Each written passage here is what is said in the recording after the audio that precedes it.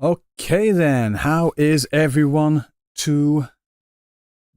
Tonight? To the evening? To whatever it is. Everyone good? Everyone good? Hi, I've eaten a capybara. How did that taste? Hello, Shreyas Joshi, welcome in. What is this animation? Alright, someone actually linked, told me who made that animation. I can't remember who it was. It was from Bilibili, and in the last, was it last live stream or the one before that? Someone actually linked in there like where you can actually find that as well. But yeah, it's basically just like a reskinned version of a Nijisanji VTuber called Honma Himawari. Yeah. So as far as I know, did I see the new Zani trailer? No. So I've actually been holding off. When it came out, I was out with my daughter getting donuts, and I was like, oh shit. So I came back and here we are. So I do want to check that out. I'm going to watch both the English and the Japanese version as well. So I'm married? Yes. For better or worse. Guys, I have had this ring on in every video ever. And I use my hands a lot. I'm surprised that you didn't notice. You know, Zani's my daughter? Hell no. I'm not getting into that kind of incest. Thank you very much.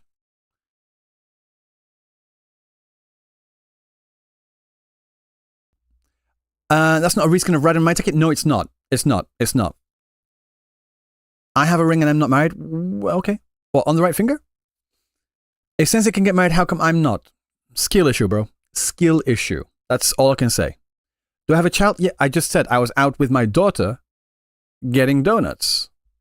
And that's when I was doing that. When I was out doing that, that's when the notification came out saying that the Wuthering Waves Resonator Combat Showcase for Zani came out.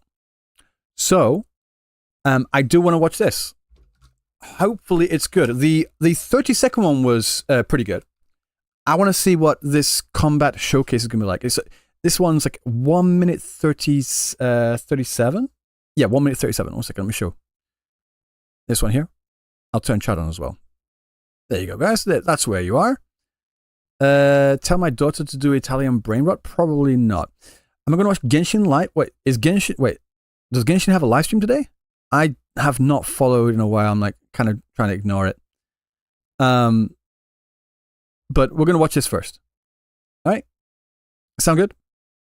YouTube. Yep, YouTube and Twitch. Everyone's in the chat. So let's have a look.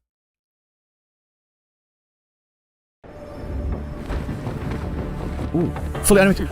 That's good. That's... Who's animated? This is much better animation than from the 30-second trailer.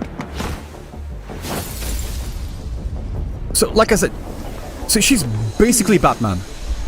I said it in the last one, I was like, that's cool. Like, she's basically Batman.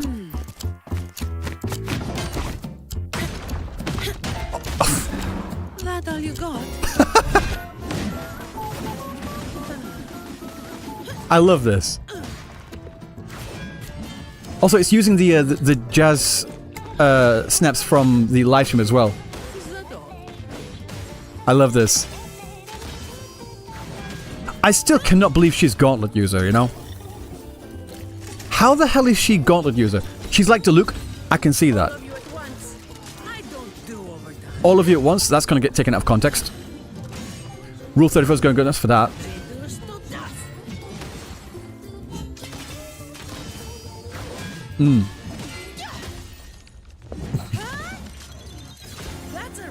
That time thing there, that time animation, it reminds me of a spell from Final Fantasy.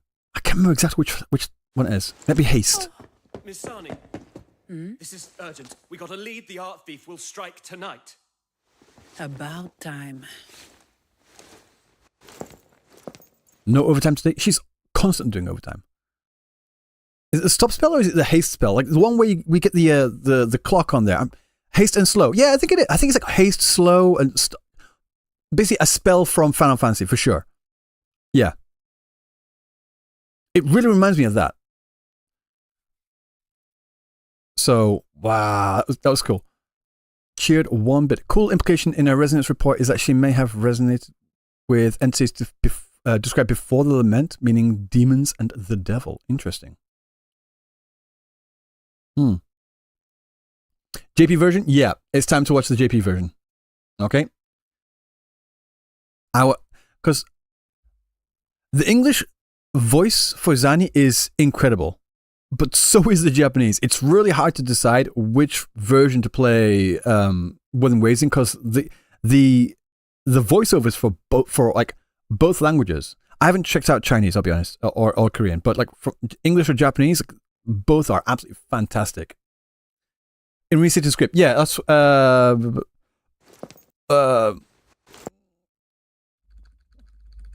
I kind of guessed what that there. Like, no, with a big circle around it as well. No overtime today.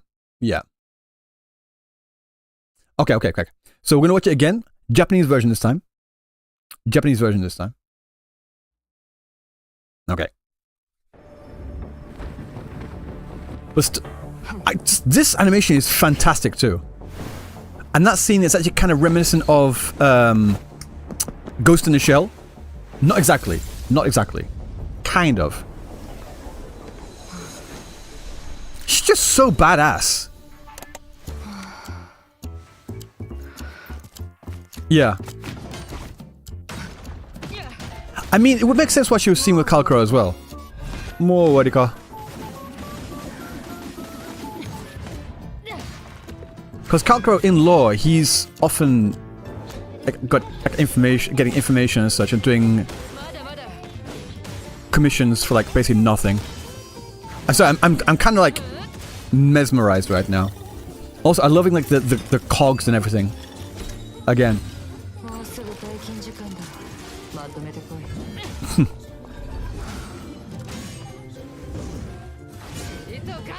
When I first saw the cogs, I thought it was like a reference to vault doors, like cogs there, but then it goes into time as well. I mean, it could be both. And also at the very end there, where you see like the actual logo for Wuthering Waves, it's wrapped around in Zani's tie, right? It's wrapped around Zani's tie, and it's like burning away in like the golden fire, you know? Much like her clothes do, but you know. Still. Hi, Controller. Controller main. Okay. She sounds more tired in the Japanese version. In the English version, she's got like a suave Italian like accent to her and such. But in the Japanese version, she sounds so much more tired. I don't know which one I prefer. Like, I really like the tiredness in the Japanese one, but like the accent in English is just phenomenal. Right? Her yawn is very expressive. Yeah, it's very expressive. Very, very, very, very expressive. She's overworked to fuck. Yeah, I think that's, someone mentioned as well, I think that's why Japan really, pun not intended, resonates with Zani specifically, because they have a culture of overwork, for better or worse, mostly worse. Like they have the history of like black companies, and they actually have a term for someone literally being worked to death, where like they will tire themselves out working so much they will literally die, which is called karoshi. So yeah, Fololo, what's that?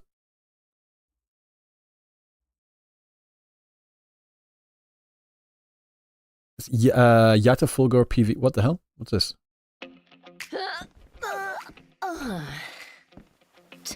Oh, that's the same voice. It's got like a more of a, I want to say masculine tone to it. It sounds kind of masculine. Yeah. Wait, is Genshin having a live stream today? I didn't know about that. I'll be completely honest.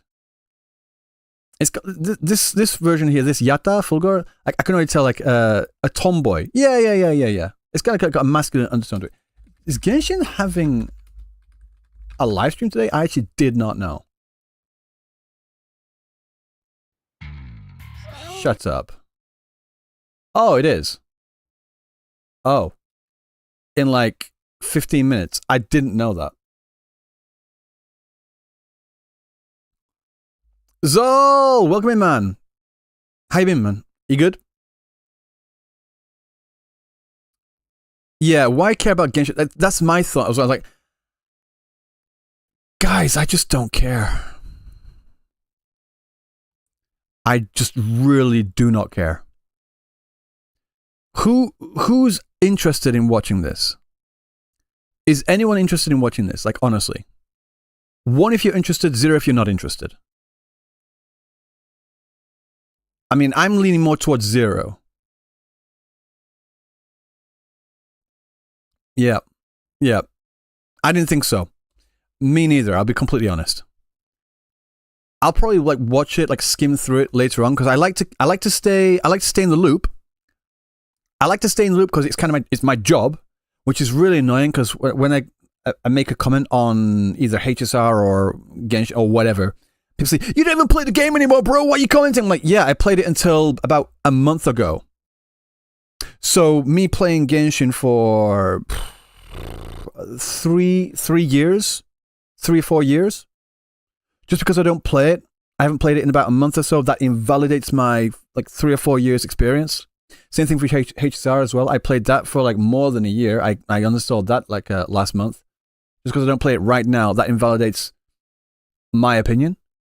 Are you fucking stupid? Like, honestly. What made me quit Genshin? I was just not interested. It just completely lost my interest. I was not invested in the story. I didn't understand why we were going to Natlan in the first place. Like, it's usually, we're going to this location to find more information out about our sibling, right? Why are we going to Natlan? What was the point? How was that leading us on our journey to like, unless I missed something? War? Cool. Right. Yeah, no, I'm not interested. So, guys, did you know that I'm getting like completely flamed right now on Twitter? Waifu Acquire, konbanwa.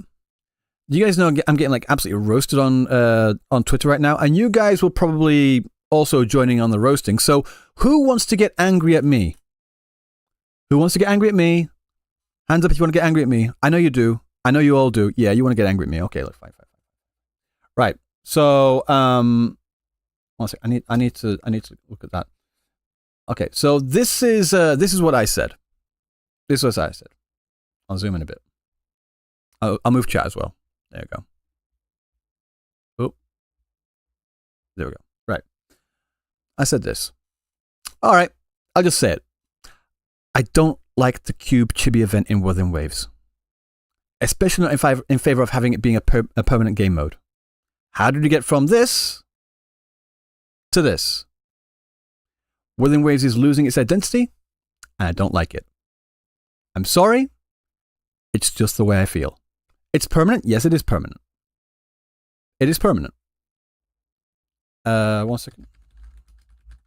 A permanent anniversary event.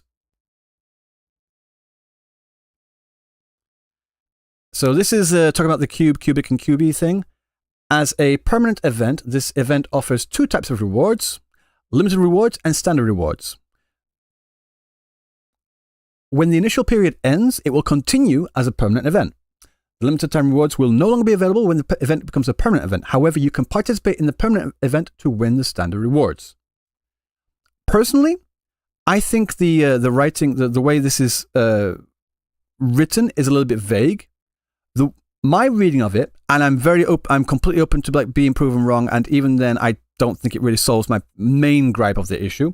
My reading of it is like when it says like when the initial period ends, like the first one here goes into permanent event, and it's like it with these like standard permanent rewards here. It sounds like it's something that it'll be somewhat periodically updated. And the reason why I say that is because I recognize this game mode. Like, you know, like you're going around on a board thing? I recognize this game mode from PGR. They have the same kind of game mode in PGR where you go around a board, right? And no, yeah, I get it. But you go around the board, and that's something that you have to do every week. Is it every week? Yeah. You get like a certain amount of energy to go around the work. And my read of this event is like it's going to be something very, very similar to that. I think we're dooming too early. I get it. And I'm not dooming. Guys, the live stream came out almost a week ago. Have I said anything about this until now? I'm not doom posting. That's not what I do. I'm just saying, this is how I feel. I can't help how I feel. It's going back to the same thing with Renasita. I'll address those comments as well in a moment. About going to 2.0, I felt it was too early to go there because I felt there was more to do in Huanglong, Jinzhou area. Yeah. And I just wanted to get that off my chest. Same thing here. This is my personal opinion. This is an anniversary combat event. Anniversary. Cake and everything. I don't think an anniversary event should be available permanently. I think it's a bit weird.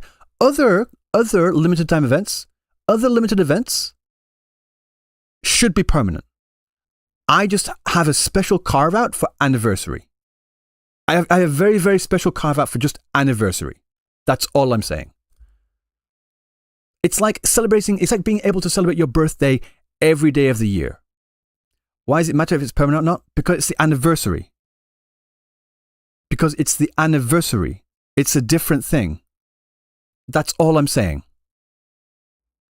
Like with the whole, with the Moonglow event, there were certain things like the Zhang Li Yao story in there that should be made permanent because it's pertinent to Zhang Li Yao's backstory. It's like the same thing with Genshin and Albedo. If you miss that limited time event, you miss on that backstory for Albedo. Same thing with Zhang Li Yao. If you miss on that, you don't get it. And I don't think that's fair. That should be permanent. And you guys know that one of my biggest things is about allowing players to replay old quests and all these past events too. I've said that many times before. All I'm saying is, it says here, anniversary event, for an anniversary event, I think it's a little bit strange. I do not know a single other game that allows you to celebrate that anniversary any day of the year. Horrible take? Fair. I'm just saying, that's... And when it comes to like the chibis here, it's not for me. And again, all I'm saying is, it's not for me. On the point of like saying, well, I need to read that now. Wuthering Waves is losing its identity, and I don't like it. Some people in the comment section were saying, "Oh, it's just this one event, bro." I'm like, no. I'm making this comment in referral to the event, sure, but this is not something I'm just thinking, oh, it's this one thing, one strike, you're out. No, I've been feeling along these lines over the past few months. What identity? Are you being fucking serious right now?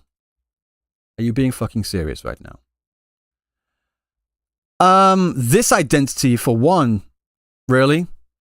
Or maybe, is it too early for you? It's too early for you. Cool. Okay, no problem. How about the one they released on their 1.0 launch? Yeah? How about this one? Do we have to watch it again? Headphones. You haven't tried it out yet? It could be fun. I don't give a fuck. Before we get into this, okay, right, Varen, I'm sorry to sing that, but that's something I've heard a lot of people say as well, and I need to address that. Also, I'm going to also address same thing like, oh, well, you were concerned about Winnie City, but you enjoyed that. Yes, but there's a difference between enjoying it and realizing it's different from what this is. If I go to, again, I love using my analogies, and here's another analogy for you, another food-based analogy. If I go to a steakhouse and I order a steak, but for some reason they're out of steak and they serve me a fish, and that grilled fish is delicious. Oh, maybe not fish, maybe chicken. They serve me a chicken, and that chicken is really delicious. I enjoyed the chicken. I was like, where's the steak? Oh, we don't have your steak. There's a chicken here for you. I'm like, I'm really hungry, so I guess I'm going to have to, this is all I can eat then. I eat the chicken. I enjoy the chicken. The chicken is very fucking delicious, but it's not a steak, is it? There's a difference, but like you need to be able to like differentiate the understanding. There's a difference saying, I enjoyed it, but it's also not this. There's a difference here. Why is, yeah, for people that don't understand analogies, why is bro comparing wood to food? Same thing here. This is what we were promised. This is what we were shown for the entirety of the build-up. For the whole, like what was it, 2 years before 1.0 came out? Horrible take, you're an idiot. This is what we were shown, and this was on their 1.0 launch. Right? It's just preference? Exactly. And I prefer this.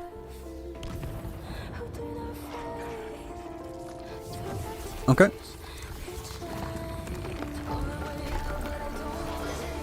It's just that, bro. Again, that's all I'm saying. What's the point? I want this. That's my point.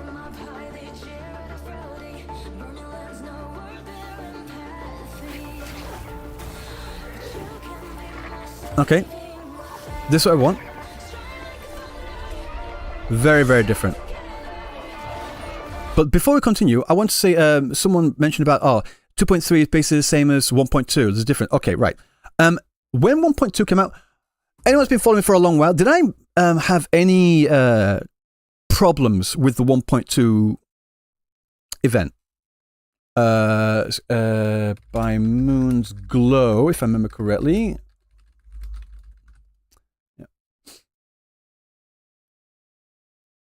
Baboon's Grace, sorry. Yeah. And by the way, this event also has chibis too.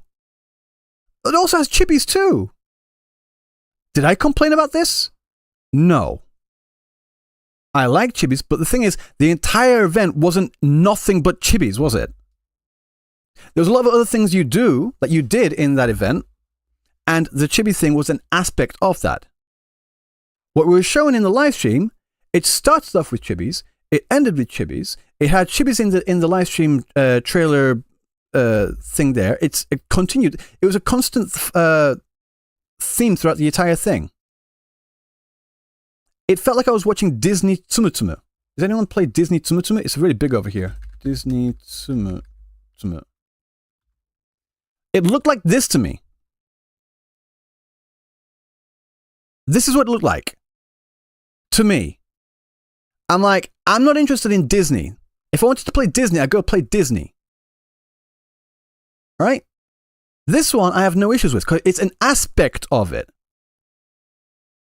But having the entire event be nothing but chibis, I'm good. Can I get something?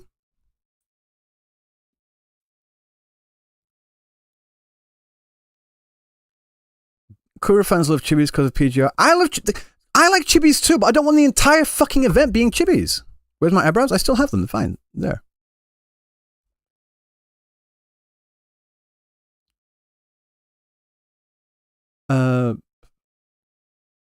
This.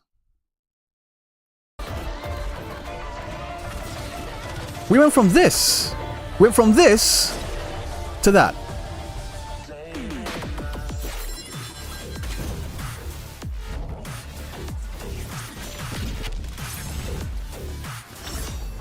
The choosers echoes. That's not the point. The anniversary event explanation is on the official website. I think so. Like, I want it to go back to this. I don't mind it going a bit lighter. But like, for me, that's a bit too far. This was 1.0. That's my fucking point. That's literally my point. And I heard people say as well, who the fuck said this? I've had a lot of people say this as well. What was it? I can't remember what people said. I remember seeing a particular comment. Like, it's good to have something like this in there to like keep things fresh, or like to be a change of pace. Rina Sita was supposed to be the change of fucking pace. Rina Sita was supposed to change. So we're having a change of pace from the change of pace. I'm sorry, when you skip 2 steps, you're too far away. And the thing is, though, people like this. It brings in more people. Right? Okay, let's just add chibis into everything. You want to play Elden Ring? Let's put fucking tarnished. Let's get a chibi tarnished in there. How about chibi Margit? How about that? Because why not? You can't have it be dark all the time. Yes, you fucking can. If you get tired of the darkness, go play another game. Jesus Christ. It's just so stupid. Like, I don't mind having... Should I just bring it up? Like, it's literally... Whatever. Like, we had this, and that's fine. That's fine. And then it starts off... Where is it? Did I skip the trailer? We'll go through, and the main trailer starts off with the chibis, and then it ends with the chibis too. Like, where was like the... Okay, what I want to say is, this is supposed to be an anniversary celebrating the entirety of the game, right? This was supposed to be an anniversary celebrating the entirety of the game. Where the fuck did they celebrate where the game started? Where did they celebrate any of this? Like any of this stuff here? Where was that? Oh, yeah, they brought Tsubaki, they brought Camellia and Calcro in there. Gave Calcro some maracas. JP loved that, by the way. And yeah, but there was nothing in reference to this whatsoever. Like, even Yang Yang, the literal poster child of the game, she's literally the icon of the game, was nowhere to be seen.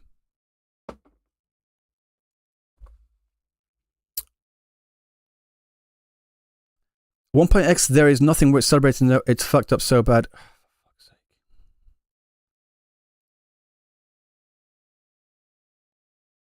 Yeah, I think Jinshi was there, Camellia was there, Shokibu was there, of course. She started with the Rickroll. Calcro was there. Yeah, I cannot wait. Right, I'm going to say this right now. I cannot wait for the new Federation. And when we get there, if it's not something along the levels of Cyberpunk, or maybe like some kind of Blade Runner-esque aesthetic, or maybe like Ghost in the Shell, if it's not something along those lines, if it doesn't get down to those lines, I'm done. Right? Because very often because I've been like reading interviews, right, with Solon and the rest of the fucking cast. I've been for the past few days, I've been reading interviews and also everything about that. And every time it's like, what are the inspirations? What do you like about the game? What's the inspiration for Wuthering Waves? They always list Nier, Devil May Cry, Death Stranding, and those kinds of games.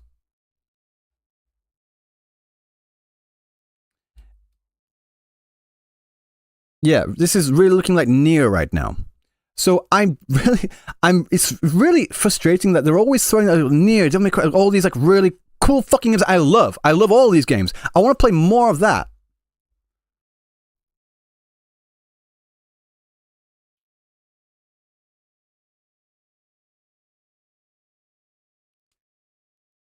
Maybe the next region will be darker. That's what I'm hoping for. Cyberpunk is dark, man. Yes. No, that's what I'm saying. I want it to be that. If it's not that, if it's not Cyberpunk, if it's not Blade Runner, if it's not that, then I'm out. It's just an anniversary? No. Because I'm also like talking about Reinsita as well. Reinsita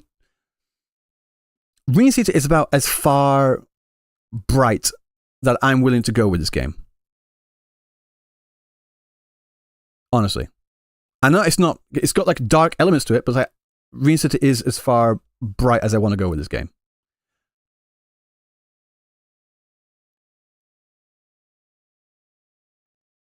That's all I'm saying. Are you really using Devil May Cry as an example for dark? Are you serious?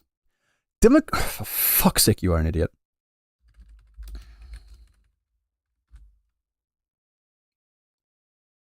Devil May Cry. 1 second.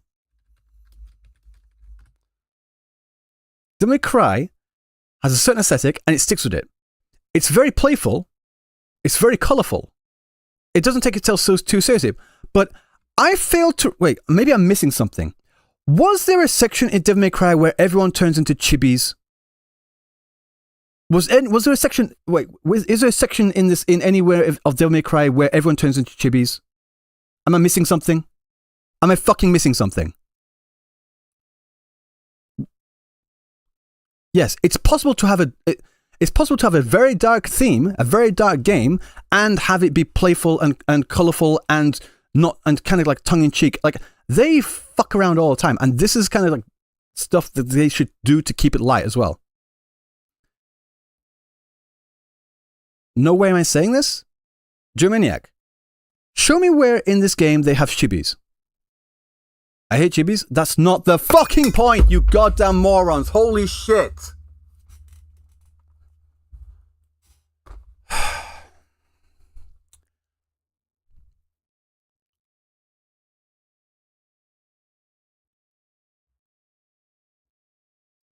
My point is, I came to the game for this.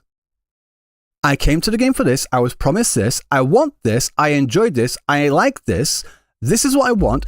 And over the past few months, it's been taking steps further away and further away and further away and never going back. It never goes back to this. It's constantly moving away. I'm like, I don't like the way it's going. It's constantly going that way. Can we return a bit this way?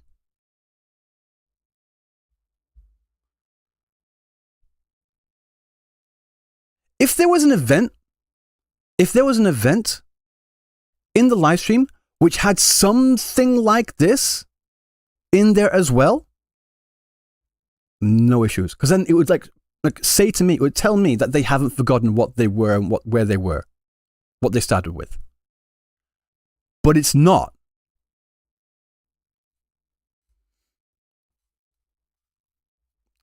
The Zani story, yeah, I like the Zani story. More of that. But like, even then,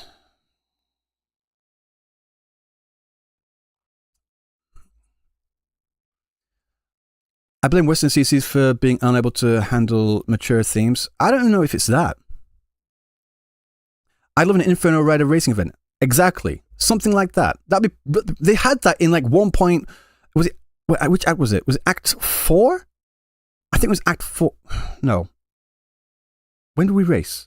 Anyway, it was in the 1.0 section where you turn into Inferno Rider and race through up to the top of the they have that. They have like that mechanic in the game. Why don't they use more of that as well? Even Encore story is kind of dark. The best part of the Encore story was when we're not in the Woolly Kingdom. And without whatever her face is, Ling. When we're actually talking to Encore, like about her experiences through her life, that was fantastic. That was fast. Her talk, like just sitting down in the garden and talking with Encore about how she feels and how she's felt throughout her life, losing her, like how her relationship with her mother, that was great. That was great. But yeah, what is the problem with the events?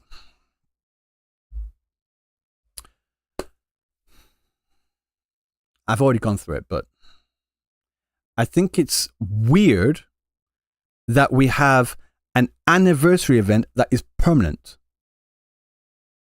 An anniversary event that is permanent. as in a birthday event that you can celebrate every day of the fucking year. That's weird. And to top it off, it's just not, well, this is my personal preference. I'm just not into that aesthetic.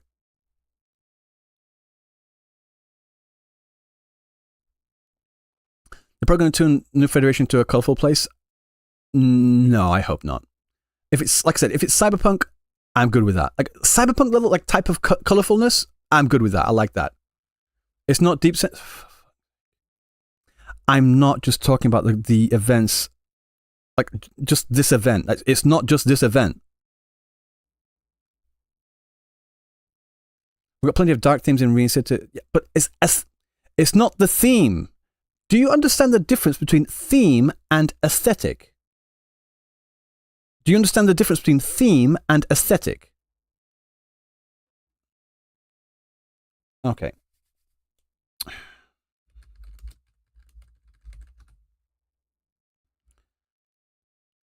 This is an aesthetic. This is a theme. Aesthetic? Where's another good example? Theme. Aesthetic. Theme. Fuck. You illiterate moron.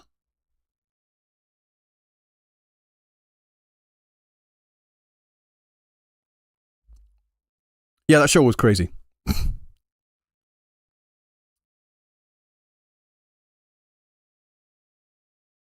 It's really damn annoying that just people do not understand what they're talking about.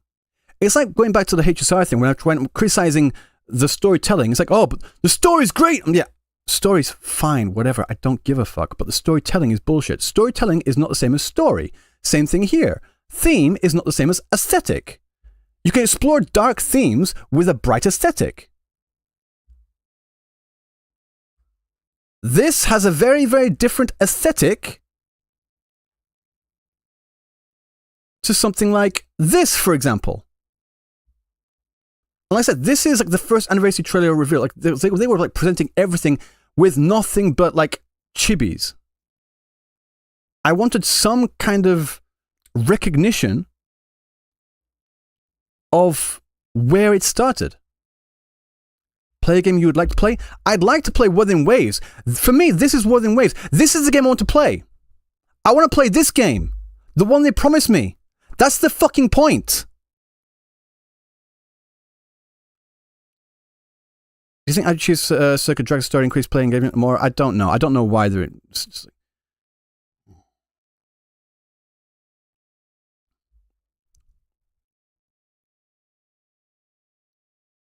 Cuphead could be a good example. True. True. Don't forget, I've already claimed the temple. I'm good. Sadly, a lot of people didn't like that aesthetic. I don't think it was the aesthetic that was the main problem. Like, if they, with CBT2 and they go into the official release with like, the color, the way they're approaching colors right now in Reincita, I think they're doing really well. But I think they need to bring it back to like this kind of art design. Okay, so here's the thing. This is something I often get said at me, and it annoys the shit out of me. And people are like, "Yeah, well, that's not the game they want to play. They want to make, is it? That's not the game they want to make, is it?" How the fuck do you know? I would say that the original trailers here, like this here, all this here, is the game they wanted to make. This is the closest you can get to finding the game they actually wanted to make. No? And then you had a bunch of idiots and morons complaining. It's like, oh, it's too dark. And like, because they're used to Genshin. They want another Genshin. Like, fucking hell. This is the game they wanted to play. That they wanted to make. This is what they wanted. All right? Talking about this yes. 大家好，当然了，因为这种坚持，大家可能会觉得技术性测试中的画面专门用来吸收 all these kinds of aesthetics. 道具，名誉终端。 All right? Someone said something I need to... Wait, I wanted to... but Wuthering Waves is good now, though. Yeah, right. Maybe you missed the analogy I gave earlier. I'm enjoying Rinasita as it is, what it is now. I'm enjoying it, but it's not this. There's a difference between enjoying something and pointing out, yeah, it's cool, but it's not this, is it? It's something different. It's like if I order a car and I get a car, maybe I order a black car, same model, I get a car. It's the same model, same car, but it's bright pink. Yeah, fundamentally it's the same, and I don't really have any issues in driving it, but it's not the black car I wanted, is it? Do you get the difference?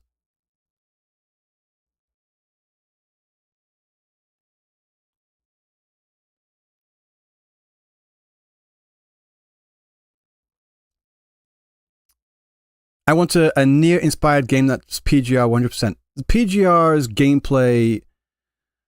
I hate the orb system. I swear to God, the orb system is like literally the worst part of that game, and it's still entrenched into the gameplay. I know like the later characters aren't really too focused, too dependent on the orb system. I know that, but still the orb system is there, and I just don't like it, like at all. I absolutely hate orb systems. If they remove that, if they remove the orb system from PGR and like fixed up their UI, because right now in the UI, the home screen, it's like there's like menus within menus, and like scattered. You have to go to this board to go to this menu to get this redeemable item to click to fill up that gauge. And you have to go out of that, then click that one. Once you click that one, that also procs another redeemable thing in the other menu. You have to go back to. I'm like, no, this is fucking annoying. So they need to fix up that UI, like just condense all of the redeemable items and menus and all that sort of thing. Yeah, the combat, orbs excluded.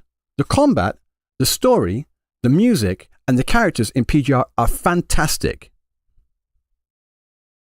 So when I saw them working on Wuthering Waves, I thought it was basically going to be PGR, but without the fucking orb system.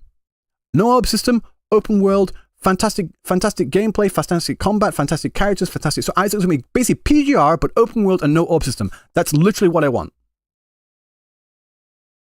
The combat without the combat. No, the combat without the fucking puzzle game in the middle of the combat.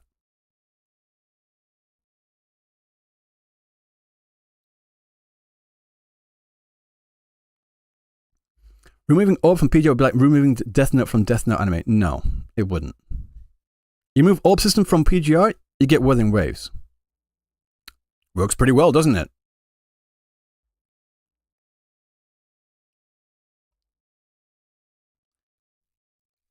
Combat without Candy Crush, exactly. The new area will basically look like beta Wuthering Waves. I mean, hopefully, I don't know, but that's all I can say. I want it to go back to like this kind of thing. Orient, you like the orb system? Again, if you like the orb system, that's perfectly fine. I'm just saying that's the reason why people are saying, oh, you should just go play PGR then. Like, no, I cannot, because I just really do not like the Candy Crush in there. That's all I'm saying.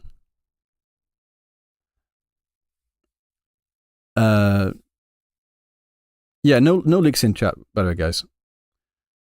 So, yeah, that's my thoughts on this.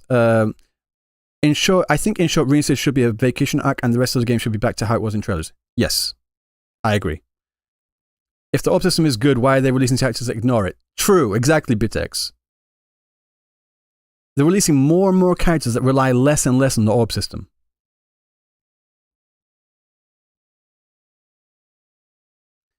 Dev's trying to appeal to a wider audience, that's why he has yeah, allowing that, like that kind of thing is fine. Like allowing people to go into the game and go into the color sliders for saturation, brightness, all sort of thing. I think that's a really, really good thing to do. That could allow players to choose what kind of visual color palette. Like if you want more of like the sepia muted tones from up here, then you could do that. Or if you want them more, for lack of a better term, Genshin-esque tones, that you can like just crank it all up, and then that's perfectly fine. I have no issue with that. But when it comes to like the actual visual aesthetic of the game in general. Like the type of like architecture and the way they deal with characters and such and all sort of thing. Like, yeah, I really do appreciate like the level of detail they put into the architecture of Rinascita as well. Like I know a lot of people actually from Italy as well were saying that they really liked that and they felt really proud to have their region be the inspiration for this area. That's really fun. And like I said, I need to repeat for the however many times I need to say it. Rinascita has been great. It really has. I've enjoyed it, but I would like to go back. Did you like the Black Shores art style? Yes. I did like the Black Shores art style. Rinascita has been great, but I would like to just go back, you know? I have a feeling that Genshin's IFAs for JPVA should markable. Oh yeah, doesn't have been terminated for speaking the truth, meanwhile the criminal EMV is still at large. I don't know what the second part that you're talking about, but the Moriko situation was kind of fucked up.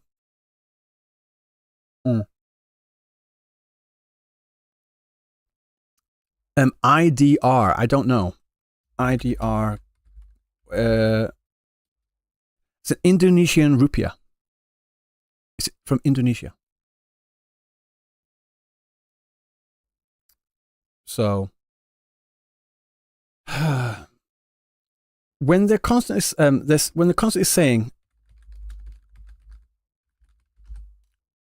that their inspirations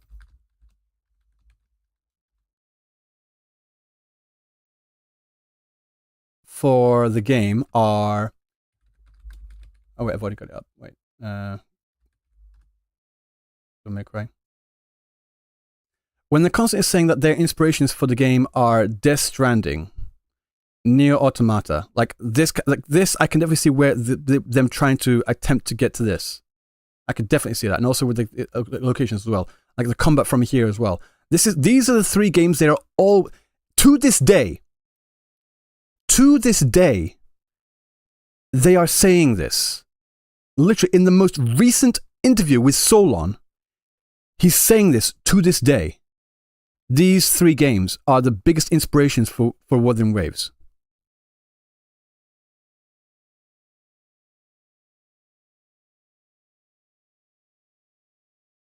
You can hear Nier in the recent music.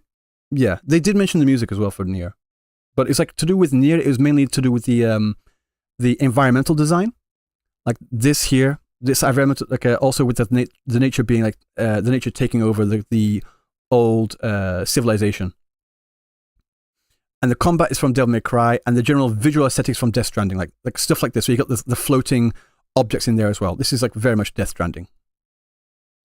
Will I play Expedition 33? Maybe. I've heard a lot of people talk about that.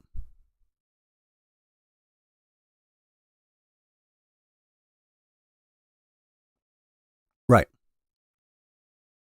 And so whenever I bring up these three games, like this is their inspiration, people say, yeah, bro, but that was CBT, that was technical test, that was CBT1, it's different now. I'm like, no, literally just a few weeks ago. And I will not allow people to like just gaslight me on this. We have nothing but to blame the traumatized Genshin players who still can never move on. No, the Rinascita's music was pretty good. But I do want to go back to a more... Well, hopefully we'll get that in New Federation, to be honest. A more like techno theme type thing. Again, there's a lot of... I'm thinking like Hikari, basically. I'm just thinking like Hikari type thing. I love Hikari so much. Didn't Avenolium have a dark theme?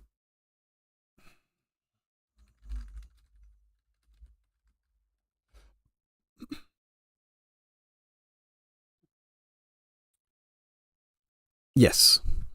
But... And Avenolium, I have no problems with that. But my main thing was just like... God. It really feels like when I'm trying to have this conversation, people are just like, well, this thing over here, that's counter to your point. Like, yeah, but overall, I'm speaking like overall right now.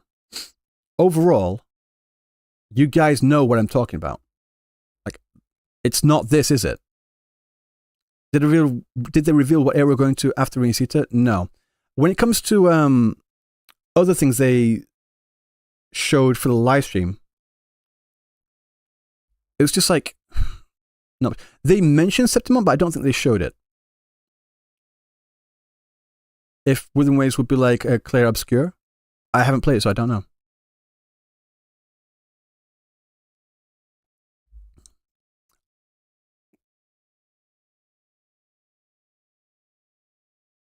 They showed a bit on the Carlotta skin preview. Oh, that's also in the background, like the big tower type thing. I think you're talking about. I don't know if I want to search for Carlotta on Google. It's kind of a bit sketchy, you know. And one second, I'll try and bring it up. Wuthering Waves Carlotta skin. I'm trying to get the image so I don't see anything else on there. Right. I've got the image on here. I'm trying to get a good big version of it. Okay, there we go. You got this location here, and I think you're like referring to this this building down here. One second. It's this building down here. The aesthetic you're definitely referencing is Claire Obscure Expedition 33. You know, the aesthetic I'm referencing is Wuthering Waves. It was. Yeah. Also, by the way, guys, can we just like the people that were like complaining about the censorship thing, particularly to do like, oh, I wonder what this means for the future of Wuthering Waves, like whatever, like particularly when it goes to the censorship for Fleur de Lis. I don't think you have any issues. I don't think you're going to have any issues. So, don't worry about it. You know? I'm just saying. Will you quit Wuthering Waves if it doesn't get darker? Not. If we go to New Federation, and it's not like something along these lines, and it's not like this, or like this. It's like neon green lights. Like, go. I want this. I want it to be this, basically. Like this like a cyberpunk Blade Runner, Ghost in the Shell, like that. I think Near is dark. Looks dark enough to me, don't you think?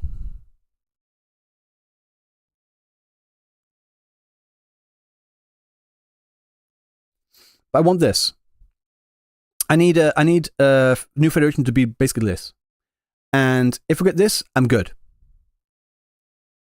If we don't get this, not good. Just put it that way. Yeah.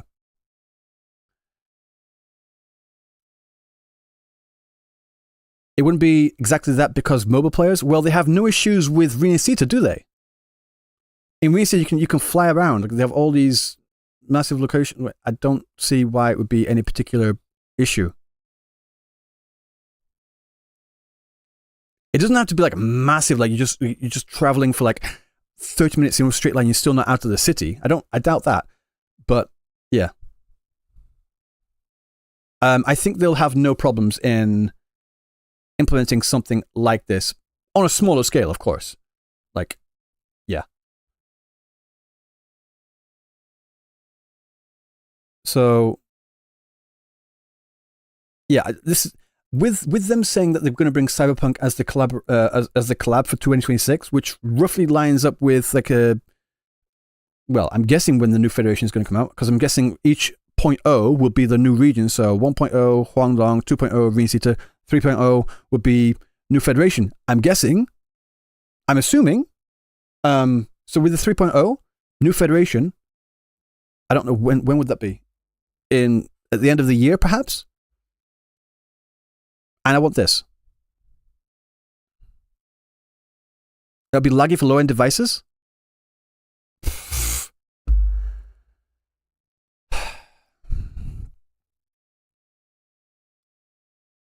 So, yeah. The collab won't happen until the end of 2026. Yeah, I know the collab won't happen until 2026, but I'm thinking like in the run up to that, they should bring out a region which like fits in with that collaboration, which I would think which should be something along these lines. It's already laggy, you morons.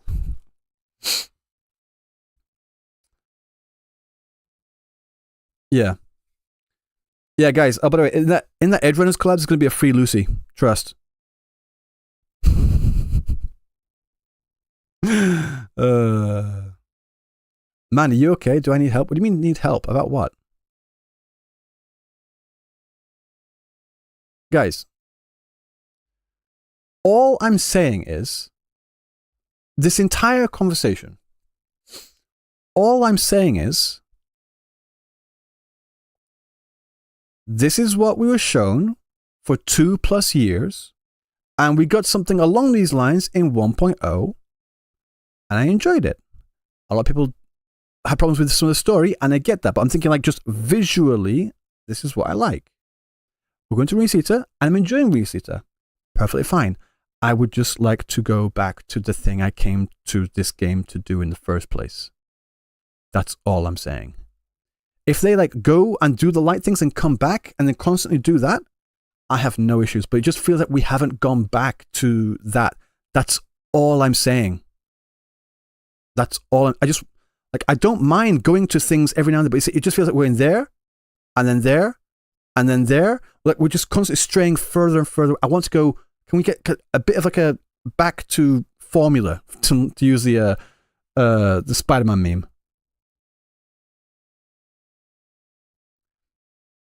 I don't. Someone's like linking videos and saying trust. I don't trust you. I'll be honest. One thing I think they could implement into the game, which I think would be pretty cool, a game mechanic, should I say? I want to reference just like the 1.0 here. Mute. Right. We're talking about like the lament about how the wave 1 phenomena. And it's like just very sporadic and like you can't really predict it. It just like appears here and disappears there and such.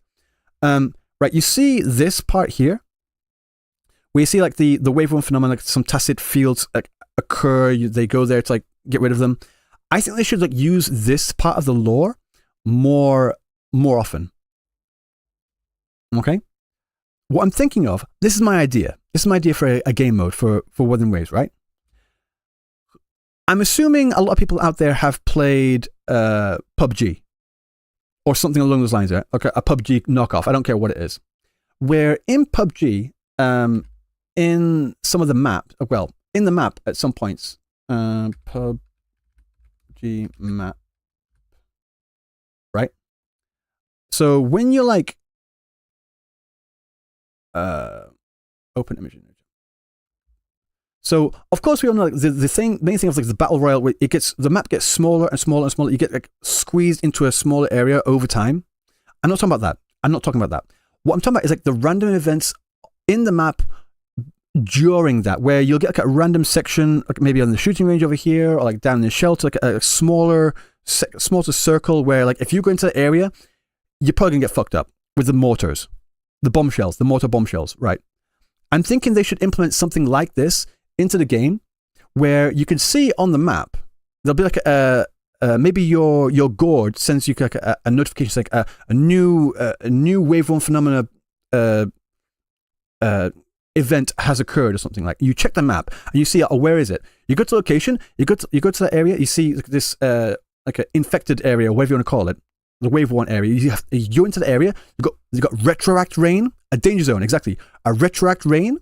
And you go into that area with the retroact rain, and all the mobs in there, all the monsters in there are like super versions. They're like really hard, really difficult.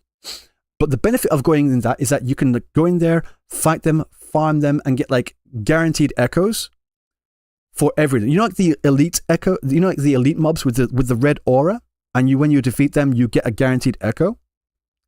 The echo should be completely randomized. I get that, like a random main stat, random set as usual. But every mob in there should be like guaranteed Okay, so all the elites and they're really difficult to fight. And you can go in there, fight those, and once you clear it, you get like a reward at the end of it. I don't know what the reward should be. I doubt it would be Astrite because that would like break the game. I'm not saying it should be Astrite. I'm not saying it should be Astrite. Or maybe if the first 10 you clear per week or per month or whatever, maybe the first 10 you clear could give you a bit of Astrite, but it doesn't matter. A kind of reward at the end of it for clearing the area. It's like a raid. Basically, yes. Subset modifiers? Ooh, they could make that it. Basically, bounty hunting? Something like that, yeah. Like, you go into the area, you've got the Retrat Rain, you clear all the mobs, and once you've cleared all the mobs, a boss comes out. A random boss. It could be Inferno Rider, it could be Tempest Nephis, it could be Crownless, it could be not weekly ones, of course, no. But it could be a random boss that appears, and it could be like, say, hologram level 4 or hologram level 5, not 6, because that's just too hard for most people. 4 or 5. And then you clear that, you defeat that, and then that's when you get the reward. If they implement something like that, bounties with a twist, yeah. If they implement something like that,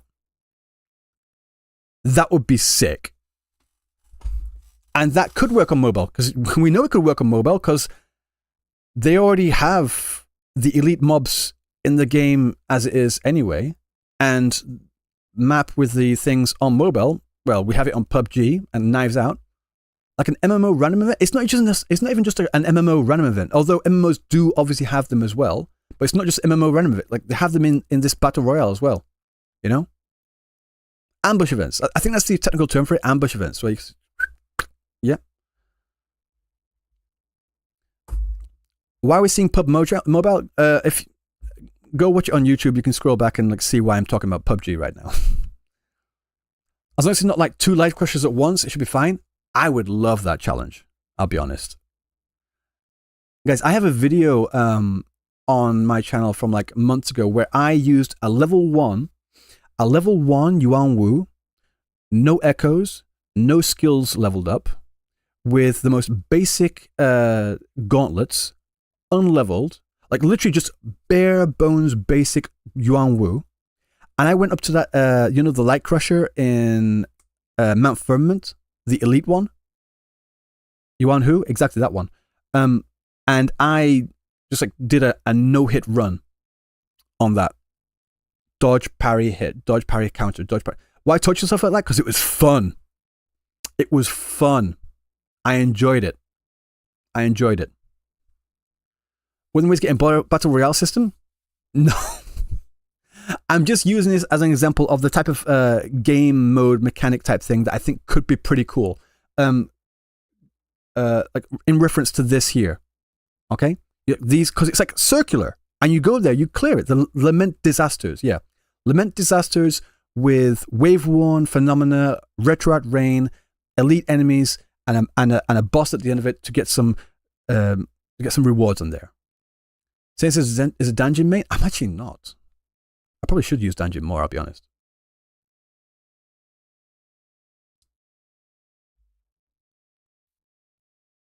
But like, this is something I think they could implement into the game, which would be really, really cool. Yeah. Imagine Rover going around the world frantically stopping the element and despair. I mean, large banana. I don't know which one. Banana. Yeah, I was going to say banana. That plays into the lore of Rover in general. Kron, by the way, my day's fine. How's yours? I'm good. That plays into the lore of Rover. I was like, he's here to stop the lament, so it would make sense for him to go around and like basically close off these dungeons, these domains, these things that appear to prevent the lament, you know? Also, Ohayou gozaimasu, Ryuko sensei. The kanji is wrong, but I can read it. Zani tsureira wa sugoi desu. I'm guessing you're not Japanese, but yeah, the trailer was pretty cool. Yeah, exactly. Banana, exactly. That's what I'm saying.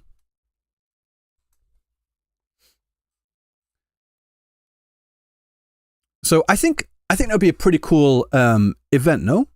Well, not event. Not an event. No, I mean an actual permanent in-game mechanic. You know? I was trained Japanese. All good. All good.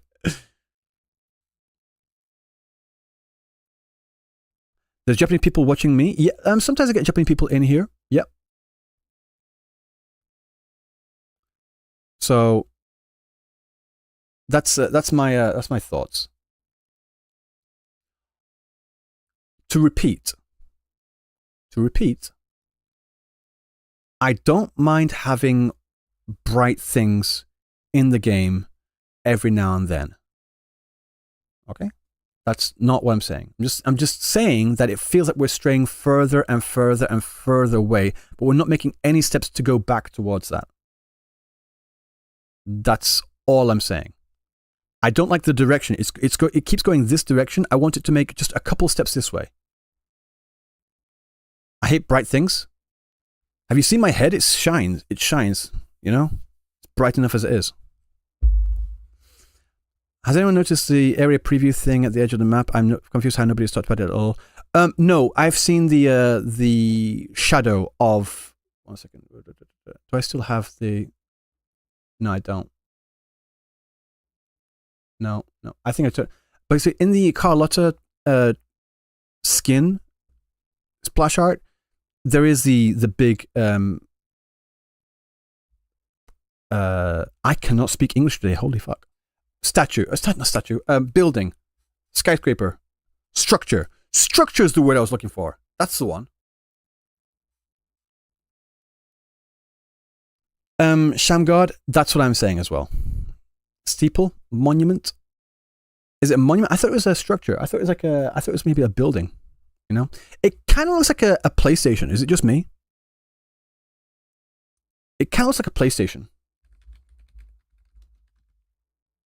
Not. Is it just me? It kind of looks like a PlayStation? No.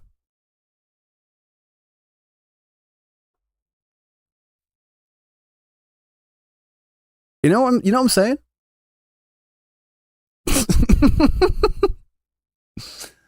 One of my favorite places in Japan, Kyoto for sure. I love Kyoto. Yeah, and also where I live. What's my thoughts on how they would implement a new endgame system? I'll be honest. For the time being, going back to what I was just saying about this mode here, I think they should focus on not so much on endgame systems. They already have enough systems that they can cycle through already. But they should focus more on in-game mechanics to make the game feel more alive. Because one of the biggest complaints I've heard a lot of people say is that after you've got 100% exploration and you've cleared everything, there's nothing else to do in the world.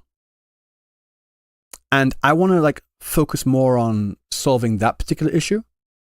The open world mechanics, yeah.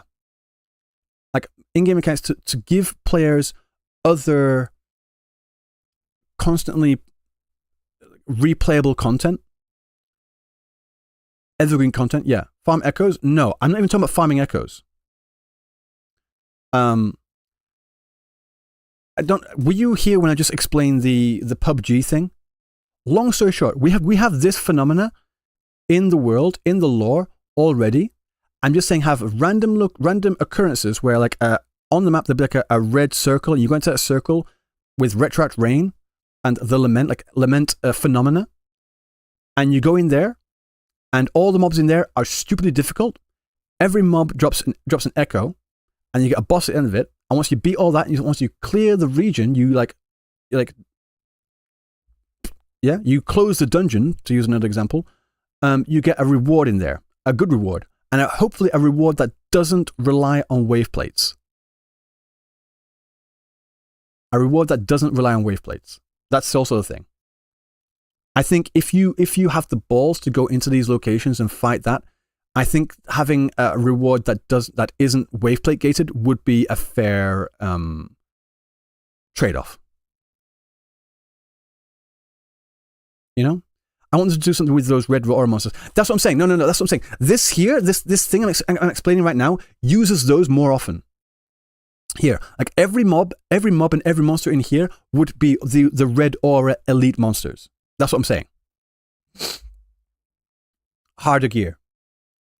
Yeah.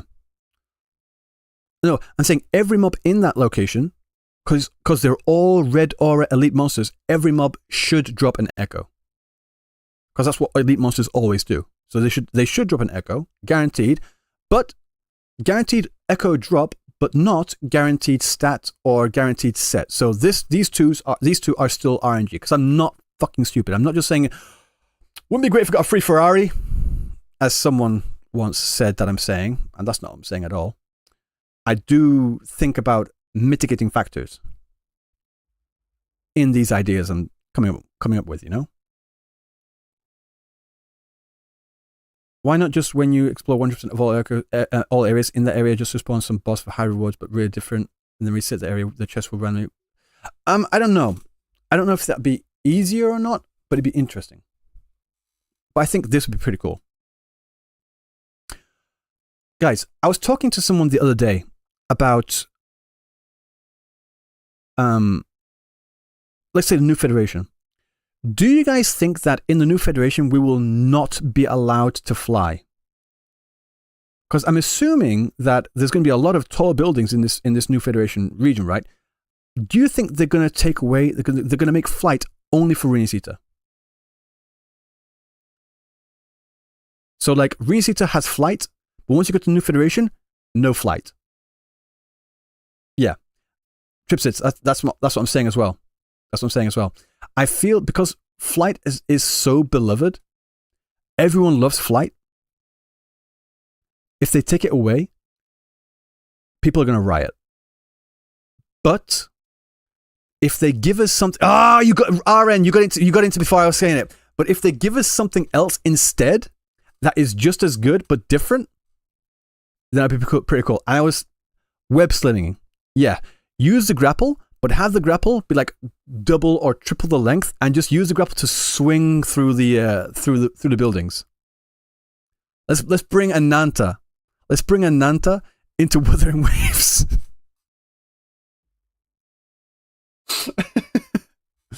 I'm not thinking hover. I'm thinking swinging. Jetpack's too similar to flight. No, Spider-Man. Yep, Spider-Man. No, Spider-Man would probably be what it is, because we've already got wall running.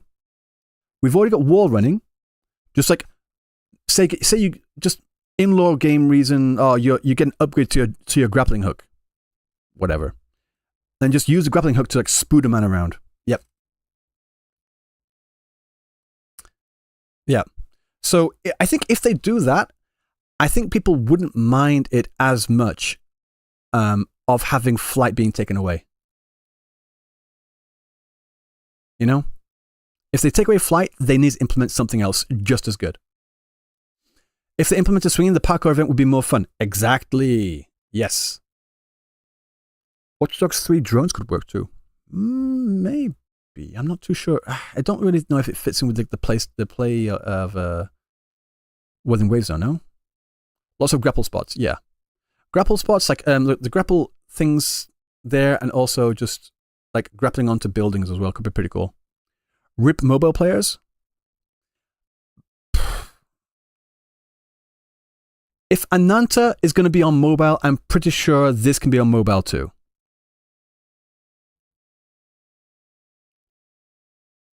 Swinging like Spider-Man Miles Morales? Yes, exactly. You know, welcome in. Zani Combat Showcase was insane, just saw it. Yeah, it was pretty good. We've watched both the English and the Japanese version as well.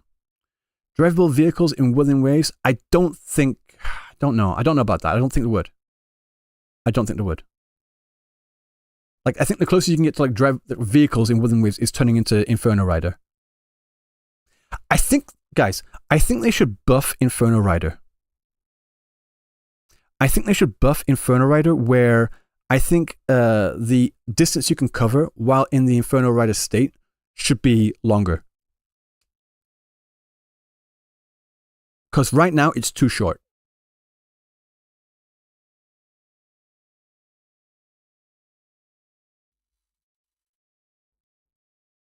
Because right now, use stamina could do that. maybe you could like, just have the trade-off be you can drive for as long as you want, but it uses stamina instead. Could do that. They should buff Heron and make him fly. Yeah, buff Heron too. Make the flight a bit longer. You know? Just get 3 characters with Inferno Rider. Yeah. The thing is though, like, wait, can you do this? I can't remember. Is it possible to change echoes while you're in battle? Or just give us an actual vehicle? I don't know. It's not possible to like change echoes during combat, is it? No. That's the thing. Like if you have all characters have Inferno Rider equipped, Inferno Rider switch, Inferno Rider switch, Inferno Rider switch, and you happen to be near a mob, and it's like, oh fuck, I need to clear this, and you want to like switch the echoes to the main set you want to use for that character. It's like you can't do that because you're stuck in Inferno Rider because you're in the middle of a battle. You know, that's the downside of that, of having 3 characters with Inferno Rider. Yeah, loadouts are fine, but I'm saying you can't switch loadouts while you're in the middle of a battle. That's the problem.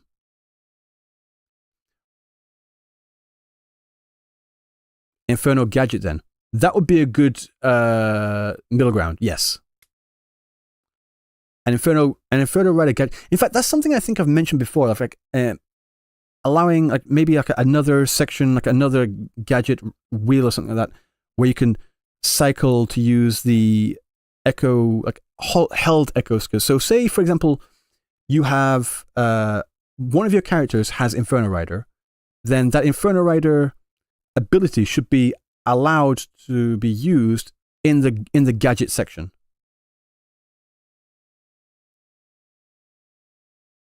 Yeah? So if you don't have an Inferno Rider in at least one of your characters, then you can't use that. The wings are an echo. The wings are an echo, and also like the glider is an echo as well. Rideable Changli. Rule 34. That's all I can say. So, yeah. Just give a motorcycle. I want to ride on controller like a jet ski. What you mean like, what is it? In, boat.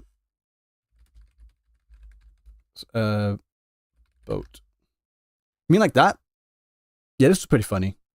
Like she turns into a jet ski. No, not a jet ski.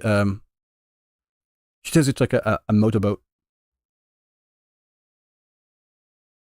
Yep, this is pretty funny. You mean like this, right? This is what you mean? Yep, this is what you mean. Cool. We're keeping it like family friendly around here. We're keeping it family friendly. PEGI 12 plus around here, you know? What about UI design of Wuthering Waves right now? When it comes to Wuthering Waves UI design, they do need to have they do need work on it. I think with the menu, they should allow us to customize which buttons go where. They should probably allow us to customize which buttons go where at the very least. The character menu needs work, yeah. But like on that your main menu screen, like for example, why is the inventory on the second screen? You know? Like especially if you're playing on keyboard, if you're playing on mouse and keyboard, it's not really an issue. Can you just be like, you get straight into the inventory. That's not an issue. But again, we have to also think about other players as well, like on PlayStation nowadays, and also on mobile as well. Like getting into the menu and then going to the second screen, just go to the inventory is so fucking annoying. Like being able to customize and choose as you would like with apps on your phone, right? You could like just press and hold and then drag around and rearrange. They should allow that function. Is it B? Sorry, B or whatever. But I mean, like for PlayStation players and also mobile players as well. Honestly, I use control on PC and the UI is very, very bad. Yeah, I also have a controller as well that I use every now and then. And the problem with having a keyboard and mouse is that when you're playing through the story and you've got the cutscenes, a lot of people seem to agree with me on this. When you're playing through cutscenes and you get the mouse The mouse icon right in the middle of the fucking screen. It's so annoying. You know? PC is just superior? Yes, it is, but that's not the conversation we're having right now. Like, every time it's just like, the mouse it just shows up, get off. And then it'll just like switch cutscene. It's right there. It's like right there again. Get off the screen. Can they just like make it permanently hidden unless I actually have my hand on the mouse and move it? Like, it's hidden, it's not visible until I actually move my mouse. Is that hard to do? I move the mouse to like select a dialogue option or something like that, or even then with dialogue option you can just like have like a Q for section A, W for section B, E for section C, whatever it is. I don't know what it is, but it's like, it's a you thing though? It doesn't happen to you? On PC, it happens to everyone.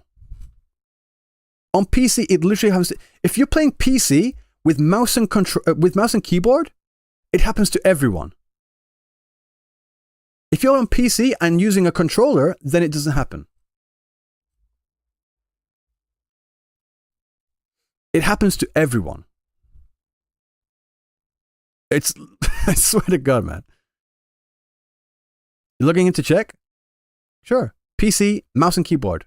Go through a story quest. Maybe multi-monitor.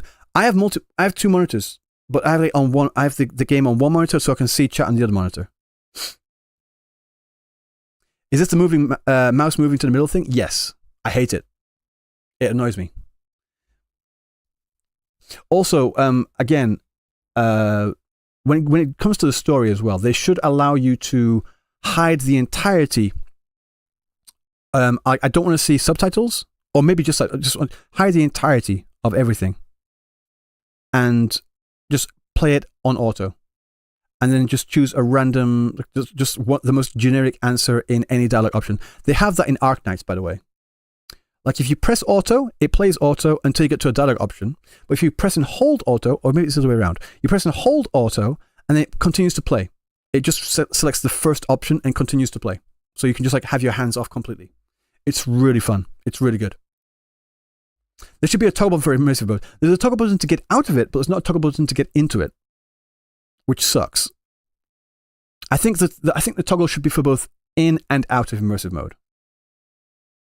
And also, even better, I think the immersive mode should be also customizable, where you can select what is and isn't shown. For example, in the immersive mode, I want everything hidden except the map. Or maybe there's a time where I want everything hidden except for the timers on skills and such. What if you skip some of the more interesting dialogue choices without intending to? That is the risk you take, Hickey. You have the option just to click auto and have it give you allow you to choose that option when you want to.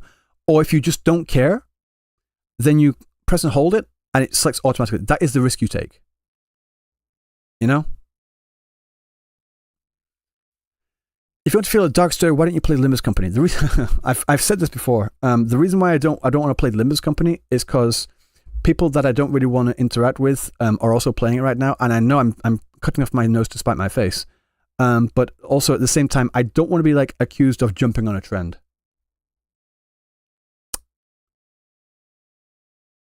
I don't want to be accused of jumping. Oh, you're only playing it now because so and so is playing it. I'm like, nah. In fact, I was also interested in playing Wizardry as well because I saw it on I can't show up here, but like 5chan. If you go into the games section on 5chan, which is where I usually go to find out people's comments about Honkai Star Rail, ZZZ, Wuthering Waves, Genshin, all sort of thing. Literally, at almost any time I check that board, Wizardry has the most comments, and it also always has like the most upvoted threads as well. It's always at the top.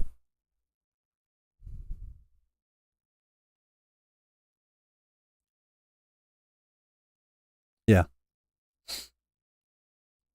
Imagine not playing a game because it's meta. No. That's not it. I. It's just because I. This is a me problem. This is completely a me problem. Did you try out Path to Nowhere? Did I try out Path to Nowhere? Hang on. I've got images on this one.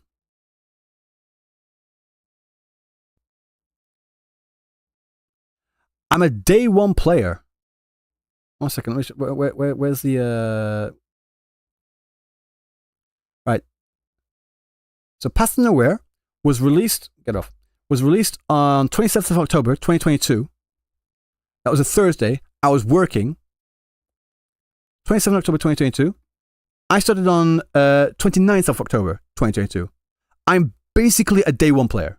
Not literal day one player, but I'm basically a day one player. So, yeah. Of course. I was playing it earlier today as well. Black Beacon, I really want to play. Black Beacon, I really want to play, but I just can't right now. It's not possible. It's not available in Japan. Oof, not day one. Cringe. I know, right? Exactly.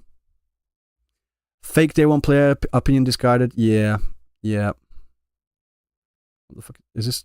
Oh, that's probably already finished. I don't care.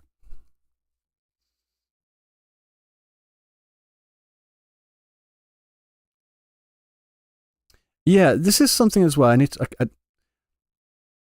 going into my criticisms and me not particularly looking forward to this chibi event, personal preference.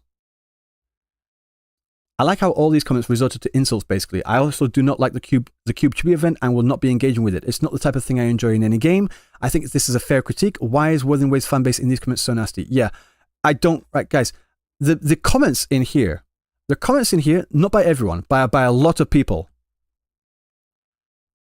Mr. Pokey especially. God, he's such a toxic... I'm kidding. People are acting like I just fucking killed their dog. People are acting like I killed their dog. Just because I say I'm not particularly interested in chibi Disney Tsum events. I mean... And then because I said I'm not interested, I had all sorts of like accusations, or like, just uninstall then. Why would I uninstall a game that I really enjoy, really like, over something that I don't? And like I said, if it continues on this path, on this trajectory, that way, then I will, but not right now. And also, there's some people as well saying, who the fuck said it? 1 second. I'm going to say that for later. Oh, wait. Okay. In fact, no. I need to pull this up. Guy whose whole identity is living in Japan while not being a part of its culture has a problem with complete non-issue part 248. While not being a part of its culture... Guys, I'm not a part of Japanese culture. Anyone that's been in my chat for any amount of time knows how deep I am in the Japanese culture of things. Right? And also, I just pointed out, like, there was a few people in Japan that commented as well. I said this to another idiot, but it's funny you saying that. It's funny you say that, seeing as the other JP person in my comments, quote retweets, is completely agreeing with me. Okay, just translate that part as well. I can really see that the originality is fading. That the originality of Wuthering Waves is fading. If the story wasn't dark in the Neo Union, if it's not dark in New Federation, that's the Japanese name for it, I'd be a bit worried about what would happen next. And then it says, I really hope that we get the atmosphere we have for the elusive realms and make it open world. I like how we know Kura has the ability to make it so it's very frustrating. So it's really fucking weird. Like if I don't like this for whatever reason, you're not a part of Japanese culture. No, you don't get it. You're not a part of it at all. Guys, there are people in Japan that don't like chibis as well. And even then, it's not... I like chibis. I don't mind them. I just don't want the entire fucking event to be about them. There's a difference. They don't know you speak better Japanese than some Japanese people. I wouldn't say, I don't know if I go that far. I mean, I've got to keep some degree of modesty. But like, you know?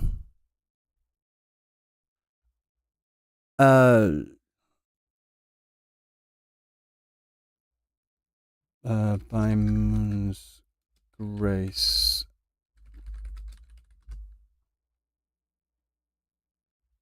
Like I said, like this event here, these are chibified. I had no issue with this. This is all cool. These guys saying, welcome in. I have no problem with this because it's a part of it, but it's not it. Does that make sense? It being a part of it is fine. It being it, for me, is not fine. That's all I'm saying. And people are saying, this game is not for you. You're such a fraud with the so-called the guy who is based in JP persona while not assimilating or tolerates anime and its subculture. You're no different from Baka Gaijin tourists. Just deport yourself from the game and country, white boy. It's not one guide, it's two guide. I mean, the thing is though, I often hear this. I often hear these kinds of comments said at me anytime I say anything against anything, basically. So what I'm getting is that you have to love literally 100% of Wuthering Waves at all times. Otherwise, you're a fraud and you're not assimilating and you don't tolerate anime or its subculture. So you guys, you have to like everything about Japan at all times. You have to like everything. Yep. You have to like everything. Even though this, fuck me, it's such a weird thing, and it comes up every now and then. It's funny, it's sad, but it's mainly funny. But then like I just want to like rip on them as well. Like these people that type this kind of shit, honestly prove themselves as being the most uneducated and moronic people in the entire fucking world. They think they know. It's like I bet you I'm going to put money on this. I'm going to put money on this, guys. I bet you this person has like an entire wall of like body pillows, an entire ceiling plastered in hentai, and all they do is watch anime and listen to to anime OSTs. And if you guys do this, no shout out to you. I'm just saying what this person does. They do that, and this is what I'm saying. And they think that they know what it's like to be in Japan more than I do. So they like deck their room out in all this anime otaku stuff, and they think they know what it's like to be in Japan, and they think that they understand Japanese culture and subculture more than I do. It's fucking cringe. No, like I said, if anyone in chat right now has a room like that, I'm saying having it is fine. I know people in Japan that also have those rooms. And going that far and enjoying it is fine. But like taking another step further and saying, because you have all this, that you understand it better than people who live in the country, that have lived in the country for, I'm going on 15 years now. So I've lived in this country longer than a bunch of these weebs that have been alive. But no, they understand it more than I do. Clearly, of course.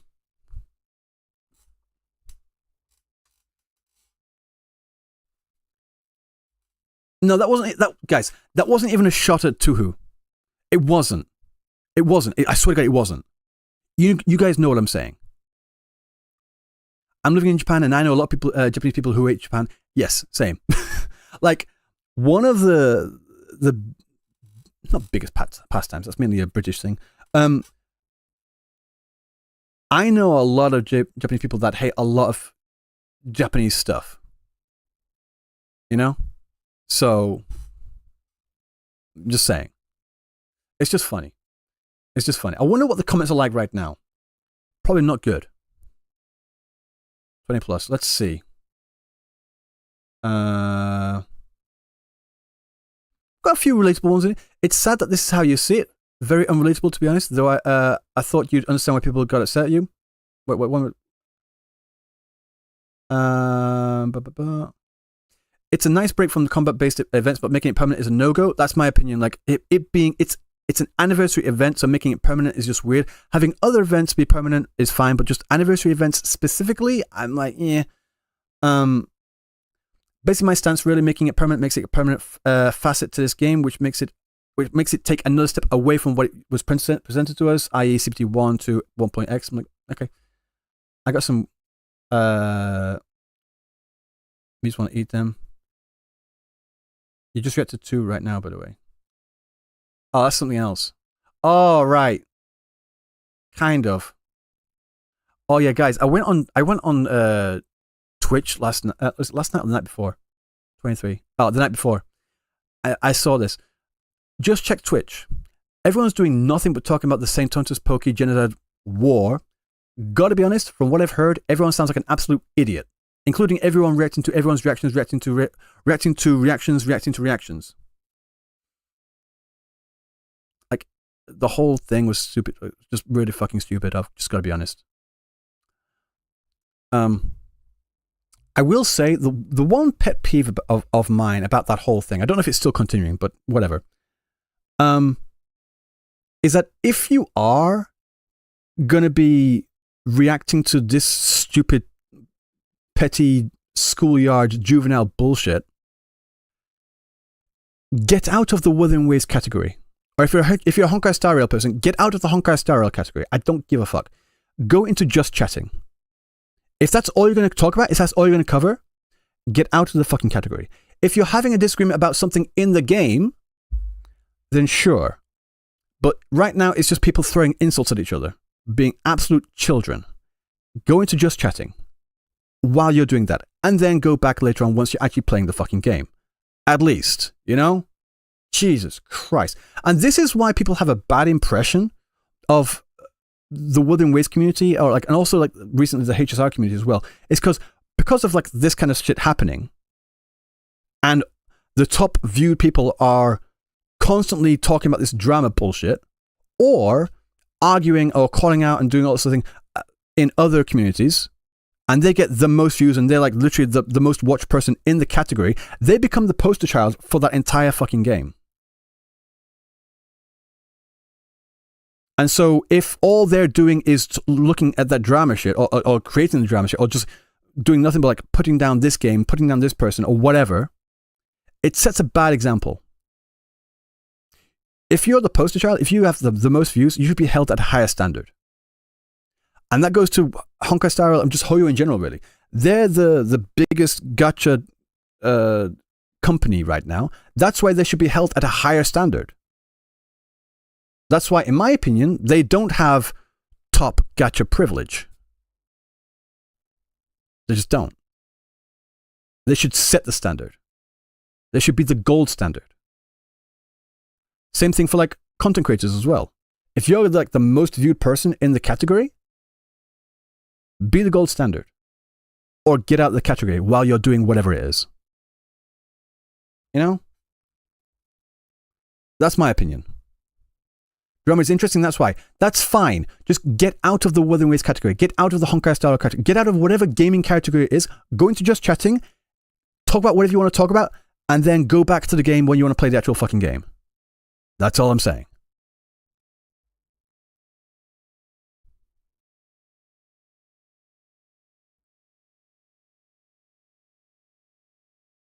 But yeah, I had a bunch of people like in here saying, "Oh, it's bait." I'm like, it's not bait. It's just like I'm not interested. But yeah, whatever. Close these. Like I said, this was no problem with me because this was fine. Yeah, right now we're talking about Wuthering Waves. Saints next video, Ruku wants war. No comment.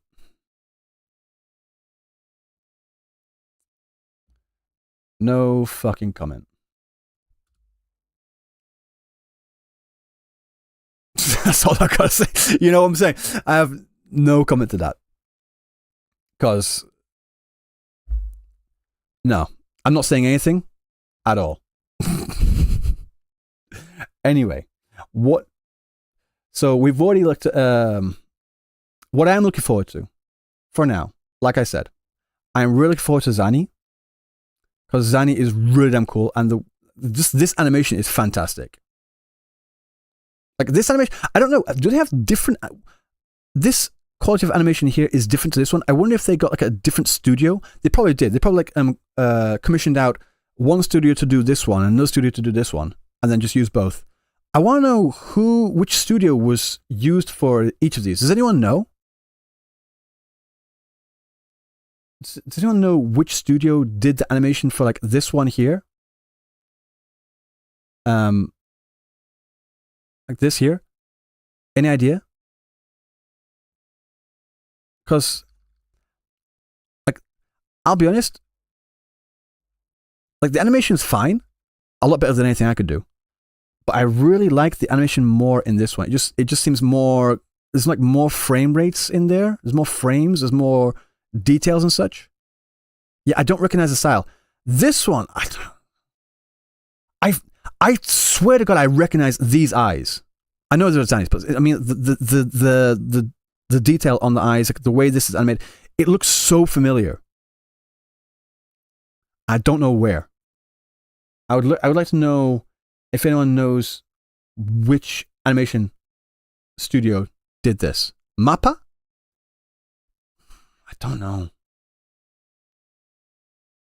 Kuro animators, they're not Kuro animators. They're animators Kuro like, commissioned out. This is very much a Sakuga as well, you know? I really like this. But let's just watch it again because I like it a lot. You know? And this music as well in the background. It just sounds like Batman. Like those horns in there, you know?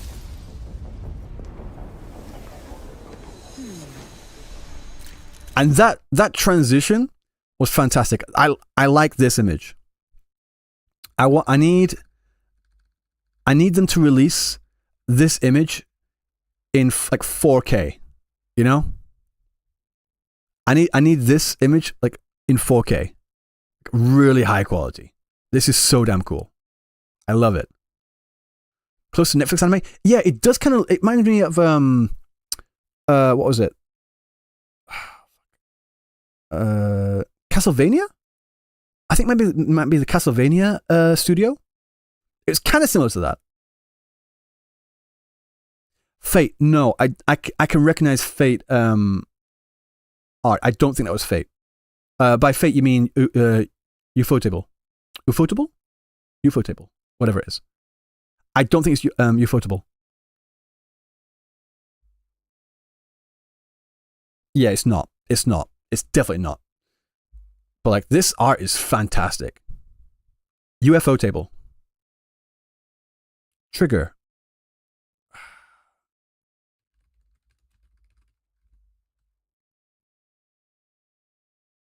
No. I don't think so. Trigger has a very distinct style. No, it's not. It's more detailed than Trigger. Trigger's fantastic, by the way, but it's not Trigger. I don't think so. No. Again, let's just... Like, these eyes, these are not Trigger eyes. No. Akame got a kill?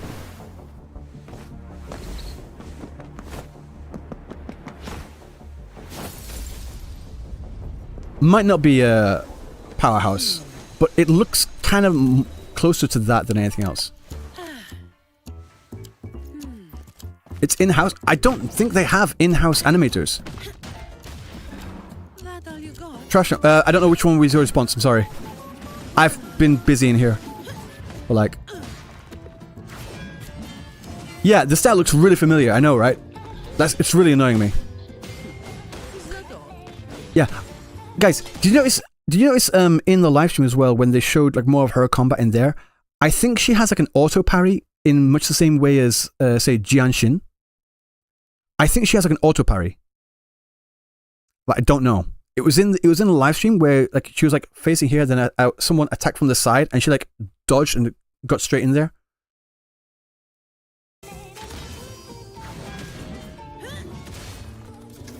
Like a Tao Chi pan. Oh, maybe like a Tao Chi parry. All of you at once. I don't do overtime. Also, I love the way. Sorry, wait. I need to go back. I love the way that they merged the clock hands into her tacit mark. Got clock gears. Got the clock hands here. Gets to 5, then 7. So 5 past 7 goes into the tacit mark. That was a nice little detail there. Hold attack. Oh, you mean like Crimson Weave, where you can hold attack and get an auto parry? That'd be pretty cool.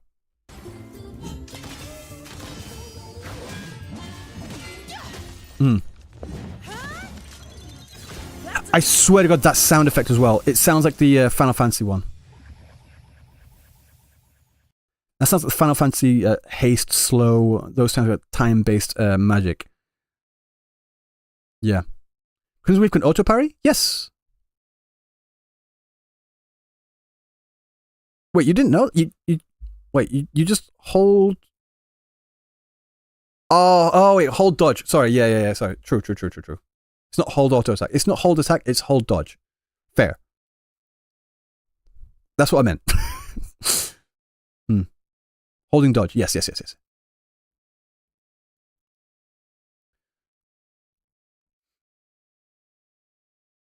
You know, it'd be pretty interesting. You know, like she's got like this whole like she goes into like overdrive or overtime mode at night.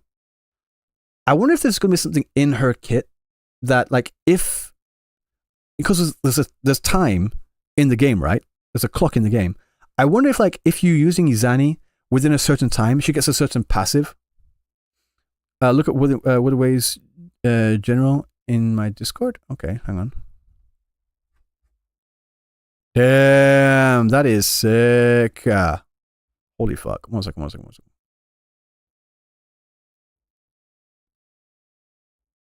Like, sheesh. That's good. That's some good art. That's some real good art. You know? How do her clothes repair after her super mode expires? Probably the same way that Chang-Li's clothes repair, you know? That's too much. I know, maybe. I just thought it'd be interesting. Glaive, welcome in. Rogue Killer. Rogue, it took you a while to follow me, bro. Where you been? I've been waiting for you. In more ways than one, you know? But guys, welcome in. Everyone good? Motherfucker, this fucking wants to talk about Genshin. Got my game tab. The one that's my friend Poki called. Oh, is this a copy pasta? Did you watch the Genshin live stream? No, I didn't. I didn't watch it because I was like, I just don't care. I'll watch it later, like off stream. I asked chat if everyone wants to watch it, and everyone was like, nah, fuck that shit. Which I get it. You know, I completely get it. Oh, the Mr. Pookie crash out. Oh, guys, I was just saying earlier, I've watched a few videos. I think I've spent like 2 or 3 hours trying to just stay in the loop of what's going on with this whole Pokey Saint Jenna thing, whatever. And I've come to the conclusion, I don't give a fuck. That's my conclusion. Everyone's an idiot. Everyone needs to shut the fuck up. And everyone needs to stop reacting to the reactions. Just shut the fuck up. It's just stupid. I'm not even kidding. It's so annoying. Everyone needs to shut the fuck up. I'm very tempted to get my like George Carlin meme out again and just having like play constantly, you know? Shut the fuck up, shut the fuck. You know what I'm talking about, right? I'm so tired of it. Any 2 hours to don't care? Right, Asian guy. The entire thing is expanding over like, what, 13, 14, 15 hours at this point? And I'm like, am I missing something? I watched like the first 10 minutes to find out, oh, what was the genesis of this? What was the start? Okay, so does it lead on to anything else? No? Just everyone saying dumb shit? Oh, okay, cool. Yeah, you're all idiots. Yeah. That I was watching longer to find out if I'd missed something. I didn't. Okay, 2 hours in, I'm good. Wait, what's been happening? Bunch of idiotic bullshit, really. The slop thickens, basically. But yeah, I was just looking at for. I'm gonna save this. Of course, I fucking am. It's a WebP file. Why are things in WebP nowadays? I swear to God, this goddamn file mode is so annoying. Convert to. Okay. I have to use this extension just to download images in a format that's not WebP. Because I can't use WebP in DaVinci Resolve, which sucks. Glaive Keel the Femboy is here? I was just reading chat, by the way. It wasn't me.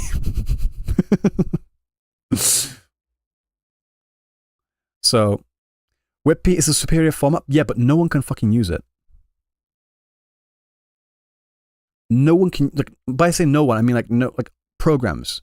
I'm using DaVinci Resolve. DaVinci Resolve can't use it. And it's just really annoying. Just use an online converter. Yeah, I've got an extension on Chrome to like insta convert. But this image is great. You know, like, okay, I'm going to be such an absolute dick right now. You know, like I've always complained, like I just want all the text off the screen. I'm going to be honest.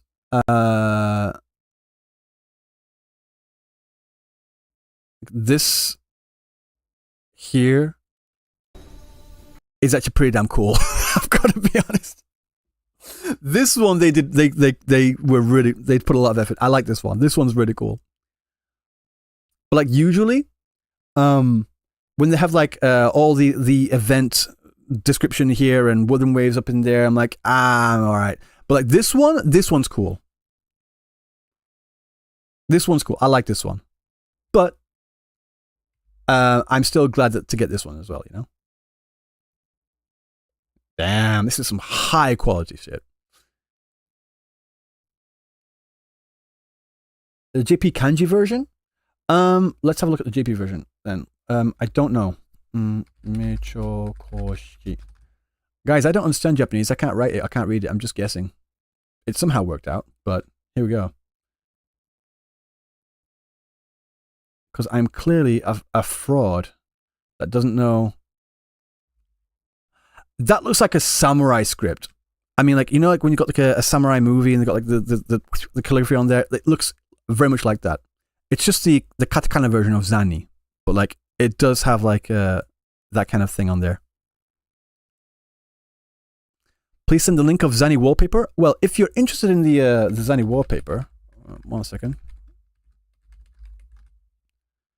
Then you can join the Discord, and it's currently in the 1 second. I'll get this link for YouTube as well, and it's currently in the Wuthering Waves channel, Wuthering Waves General channel. So if you are interested in getting this 4K, yeah, then you can join that and get it for there, and just like chat with me there, you know. All I see is it ends with a 2-1. No, that's not a 2-1. No. This is this one here is za with a double tone. Za, this is ni, and then this is the long bar here, not one. Looks similar, but it's not. It's Zani. They do look similar though.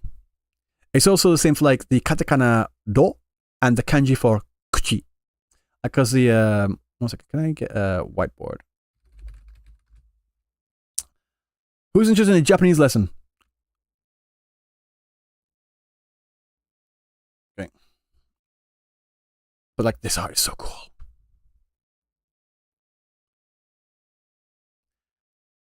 Right. Okay, so the katakana for ro is this. The kanji for kuchi, kuchi is this.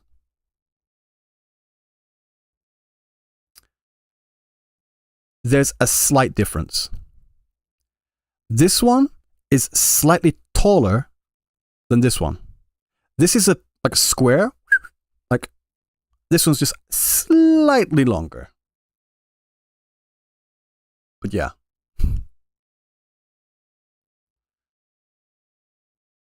It's not trigger. I like this as well. Like the way that they combine the Z into the A, like have the bottom like line on Z, like be the middle line for A. That's really cool. I posted the actual HD version. It's just from Bilibili. I gave the wrong one.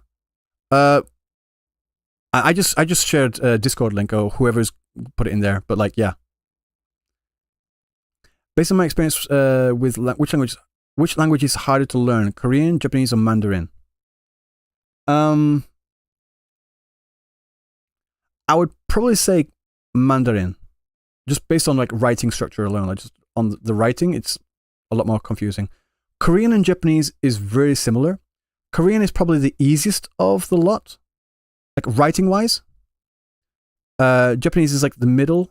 Mandarin is very difficult. However, Mandarin has the benefit, as far as I'm aware, Mandarin has the benefit of being at least in the same kind of structure as English, like same subject, verb, object, noun, same kind of thing. Whereas Japanese, you have to like reverse a lot of them. But like just in general, like all the phonetics and such, I would say Mandarin is probably much harder. Korean is hard to pronounce, possibly. I mean, I don't know. I'm not too familiar, but I know that the Korean alphabet is a lot easier to learn, but maybe harder to pronounce. Whereas Japanese is harder to learn, easy to pronounce, and Chinese can just go fuck itself. I'm kidding, but not really.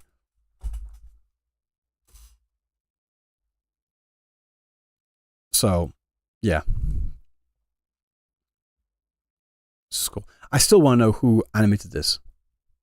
Fob is Korean, right? I think so. I don't know. But yeah. So which language is best suited to summon outer beings beyond human comprehension? Probably French. Yeah. Yeah, French. French for sure. Guaranteed.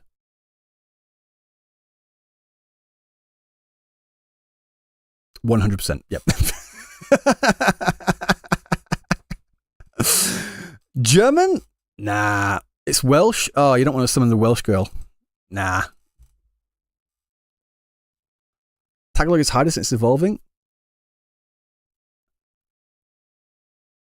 German is paint well still. I want to get back to this. Yeah, this art's cool. I'm wondering when they're going to release the actual character trailer for Zani. Probably tomorrow. No? I think tomorrow.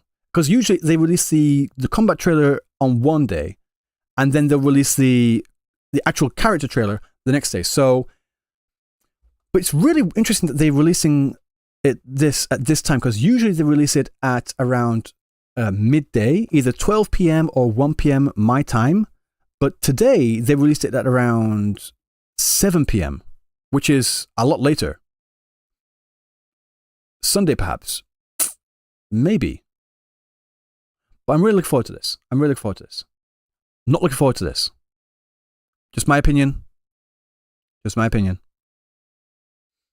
So, yeah. If I want to watch the entire 2.3 trailer, this is the trailer for the entire patch, guys. Oh, this is. Oh wait, no. This is the Japanese version. Sorry, we'll go to the English version for you guys. Okay.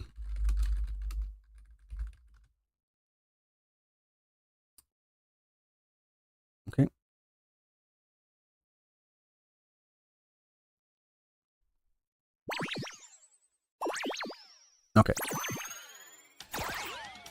Let's go. Okay. No time to waste. So this is the trailer for the entire patch.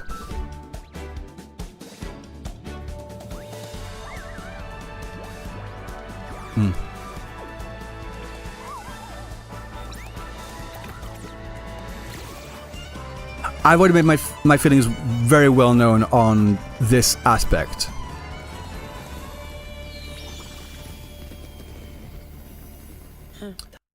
All I'm saying is I don't think an anniversary event, and this is an anniversary, it's not an event that comes with the anniversary, it's literally an anniversary event. I don't think an anniversary event should be open the entire year. Time to work again. If you like it, that's fine. That's fine. Once went through a hell of a time. I'm not saying you can't like it, Was hit with or that you're stupid for liking it. That's not what I'm saying at all. their best. The Black Again, Valley was born I like this with music as well. adaptability. I'm looking forward to this a lot.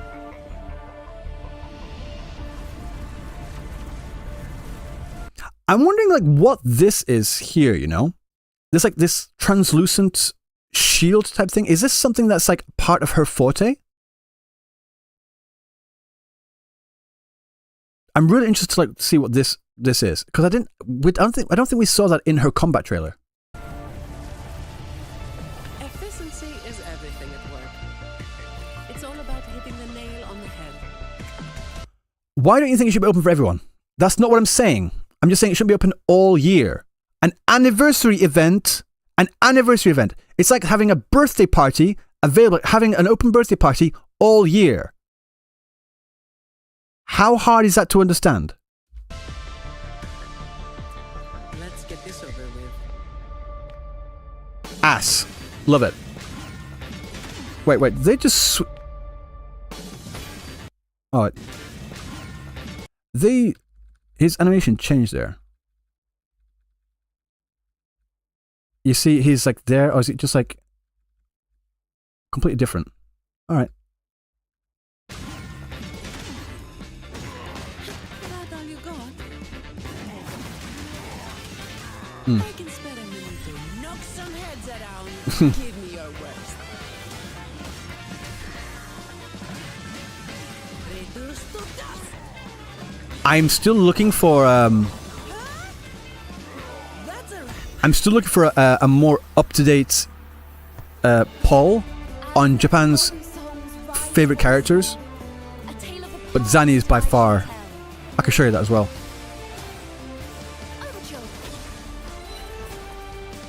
She's summoned the chair out of nowhere. Maybe she should have gone like a WWE and like smashed someone across the head with a chair.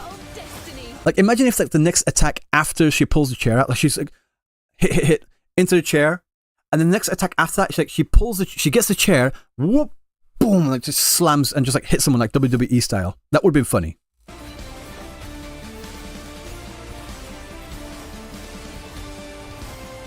Time to end this story. No, we're going for Shikana and not Zani. I like Shikana as well. I didn't think I would, but I really do. But I'm definitely going for Zani more, but I'm going for both. Talos doesn't stop anyone from challenging her. In fact, she tells them if they beat her, they get to be the new Talos. Also, this character here, this Black Alley has Talos, no rules, and I am simply following them to just keep things reminds me right. of Zoya from Path to Nowhere. All you talk about rules. Oh, by the way, guys, the Path to Nowhere, like the Twitter Path to Nowhere community is fucking unhinged. I'm not even kidding. They're like incredibly unhinged. If you thought like the Genshin community was unhinged, you ain't seen nothing. We can watch. We can go through that. We can go through it later. I'm not even kidding. We can watch. We can look through it later. First, learn not to make my life harder.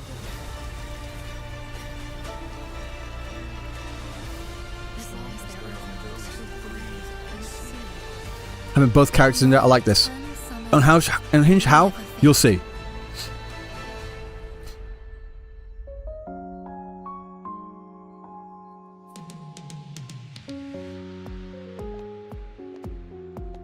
Yeah, so we see from Huanglong the characters there. We got, of course, Shorekeeper, Camellia, and Jinshi. So far. Kalkaro. Talos is a title, not like someone's name. Yeah, I know. I don't know what her name is. So I'm just saying this Talos character. But guys, in every person's chat that I saw in Japan when I was like making the video, when they saw Calculator, when they saw Carpaccio over here, everyone freaked the out. I'm not even kidding. Everyone freaked out. They were so excited to have Kalkaro in the game. You can go and check. Why is bro there? Not a clue. But at this point, I don't really care. Bitex, this is my theory. Maybe you can agree or just think about it. Well, we know that next area we're going to go to is going to be the New Federation, right? I'm wondering if they're introducing Kalkaro into the story earlier as a way to lead on to us, him being our guide into the New Federation. Like, oh, this is where I'm from, that sort of thing. And he can like take us there. So he could be like the bridge, you know? Like say, for example, Abby was the reason, but Carlotta was the bridge to bring us into Renacita because they were like secluded away from the Black Shore, so needed that other reason. But I think they could use Kalkaro here as the reason to bring us to the New Federation later on. That's my opinion. That's my theory. I think that's why they're bringing him now. But yeah, these two do look like related, don't they? These two like could easily be sister and brother. You know? I think he's like the older brother, younger sister. She's easily the younger sister. Zani's the younger sister. Zani is the younger sister of Kalkaro. And the dog is Ling Yang. Yes. What? When we go to Septimania? Yeah, I know. I mean, like the next region. The next region we're going to. No, they're cousins. The only reason why you're saying they're cousins is because you want them to fuck. That is the only reason why you want to say that they're cousins, is because you want them to have like some like, kind of like semi-incestuous sex going on. I know what you're like. Don't even dare deny it. That's the only reason why you're saying that they're cousins.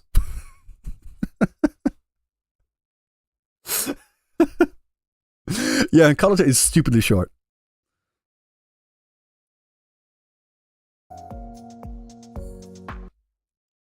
Did you hear that as well? Hang on. Slight. Wait. Listen. I'm going to turn the music up. I'm going to turn the music up. Hang on. Listen.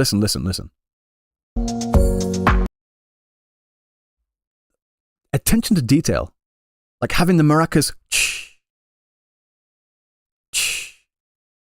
Also, this particular shot got screen grabbed and shared around on Japanese Twitter. It kind of went a bit meme-y viral, but yeah, it was pretty funny. Yeah, the Changli feather. I saw it. I caught that.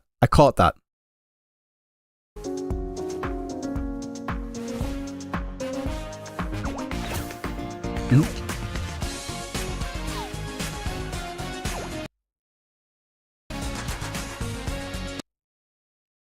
Trying to see if there's any other characters we can see. Too many flares. No. I'm wondering what this is there for. You know?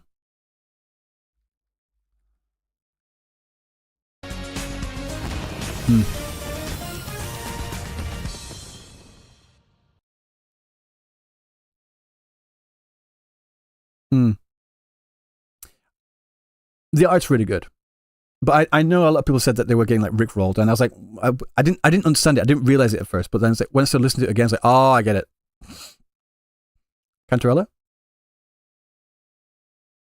is not in this image, is she?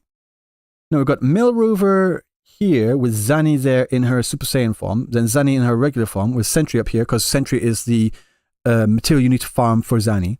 You got 2 versions of Chakana here. I don't know why, but I'm not really going to complain. You got female rover down here, and then some random mobs and some echoes in the bottom corner right behind me.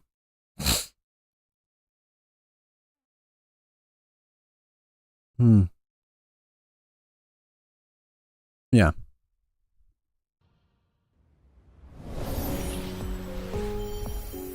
Zani. I like that they released the live 2D art of that pull animation as well. I'm blurred. Yeah, Blazing Bone, Golden Fleece. I'm still confused why it's called Blazing Justice if she's not a fusion character, you know?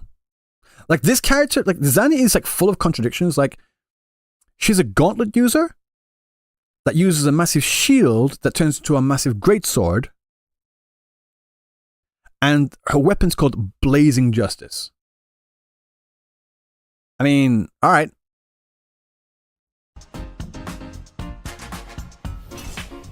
Burning Light could have worked. Yeah. Woodland Area, that makes sense. Still, how the fuck is Shakana a pistol user? Give you a Zani blessing up? I am the most unlucky bastard around here. I don't think I would be able to give you that. The second coming of Solaris' anniversary is approaching, but the trouble has struck the Cube world. The mysterious Demon King Bowser has captured all cubes and challenged the legendary Black Cat Warrior. Step into the unknown, face my minions and rescue your lost friends, and face me in a big showdown. Come on, it's going to be a blast. Anniversary combat event. Anniversary combat event. Anniversary combat event. I am stupidly unlucky.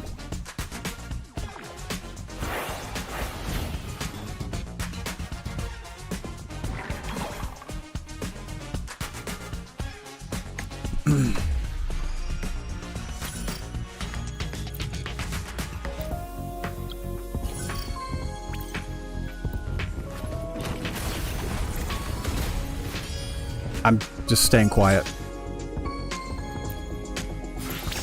I'm just staying quiet.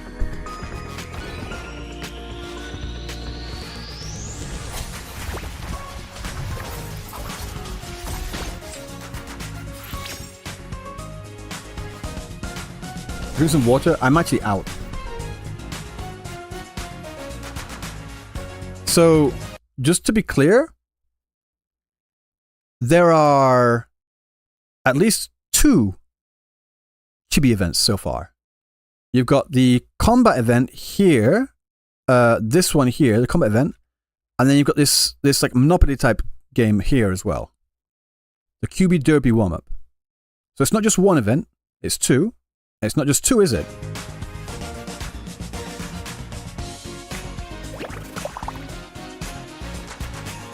And then being echoes. I don't care what the in-game lore bullshit reason is for this whatever. Oh, that was a thing.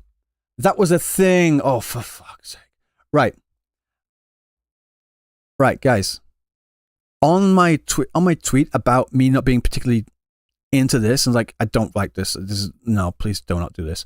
People like saying, yeah, but it's made by Encore.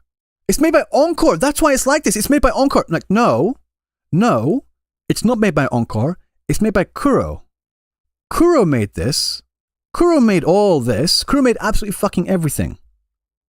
They gave the reason being Encore, but Kuro made it. Encore doesn't exist, guys. Encore didn't make shit. What a stupid fucking argument that is. I'm stubborn now? Yes. I'm very stubborn.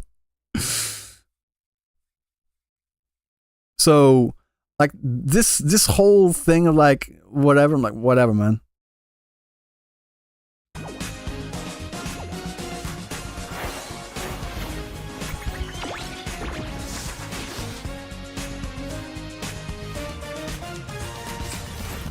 Okay. You'll break their minds? Sorry. I like to live in the real world, you know?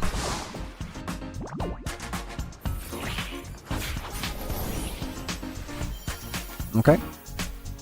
Yeah, I am not interested in those cube events. I'll say though, on the point, if they've released like cube like pillows, like big pillows, maybe about like say 30 centimeters, like big cubey pillows, I would have easily bought one of those. Because I don't hate chibi stuff. I don't, and that's something I need to get into the minds and brains of people. I don't hate chibis. I don't hate cute things. I don't hate fun. I just don't want the entire fucking event to be about that. I would easily buy one or two of these pillows because they're cute and they look squishy and comfy as fuck.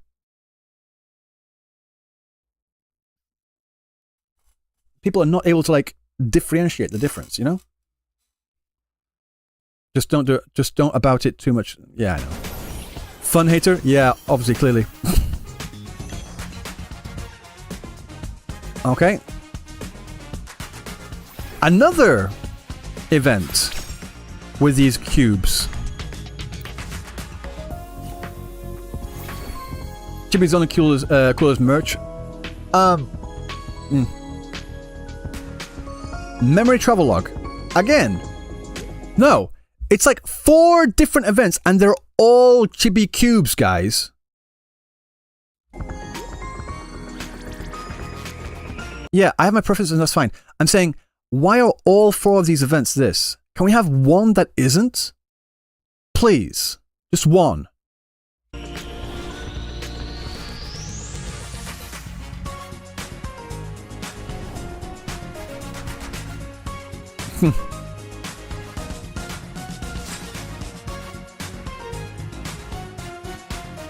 I mean, the music's like, I like the music. I get this like celebratory music and such. This is all cool. I hope this cube stuff comes with some Solaris lore at least. No, it's going to be all in the Woolly Kingdom. It's all going to be part of Encore's imagination. So anything you learn in this cube event is like not canon. It's part of her imagination. It's pretty fucking useless. Right. I've heard people be complaining about these 12 banners. I'm going to say right now, if you're complaining about the 12 banners, you need to grow the fuck up. You don't have to pull on all these banners. You're never supposed to. This is a non-issue. This particular thing is a non-issue. This is to allow everyone to get at least a copy of whatever, or at least attempt to get a copy of the character that they want. Just because they have 12 banners doesn't mean you have to pull on all 12 banners. They make it an option, and you choose one.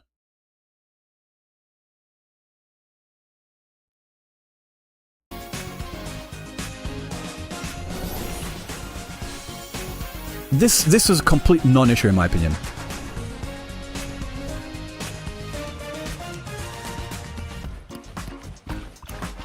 That's not what the complaints are. I have seen, you can check my comment section. I have seen so many people saying, "Oh, those 12 banners, it's predatory. It's predatory. I don't have enough. I don't have enough to pull for on that banner. No, I can't pull on both Zani and that banner. I can't do it. It's predatory. No. Just don't pull on the rerun banner then. You'll have another rerun after that."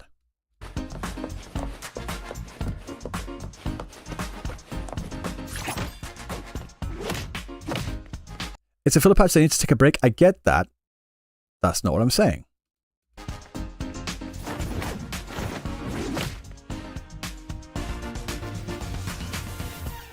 Yeah, it's not like they're must pulls either. Like, they just had the must pulls, like Shorekeeper and Jinshi as well, you know?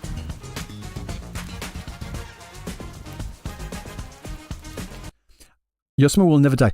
A rumor about demons is spreading through the streets of Raguna, with an article pointing to the former Poet Society, the Golden Anthem.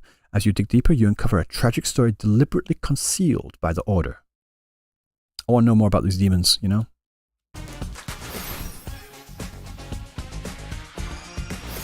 You still haven't pulled Shorekeeper? If you still haven't pulled for Shorekeeper, you're probably the reason why Verena is getting, like, overworked to fuck, you know?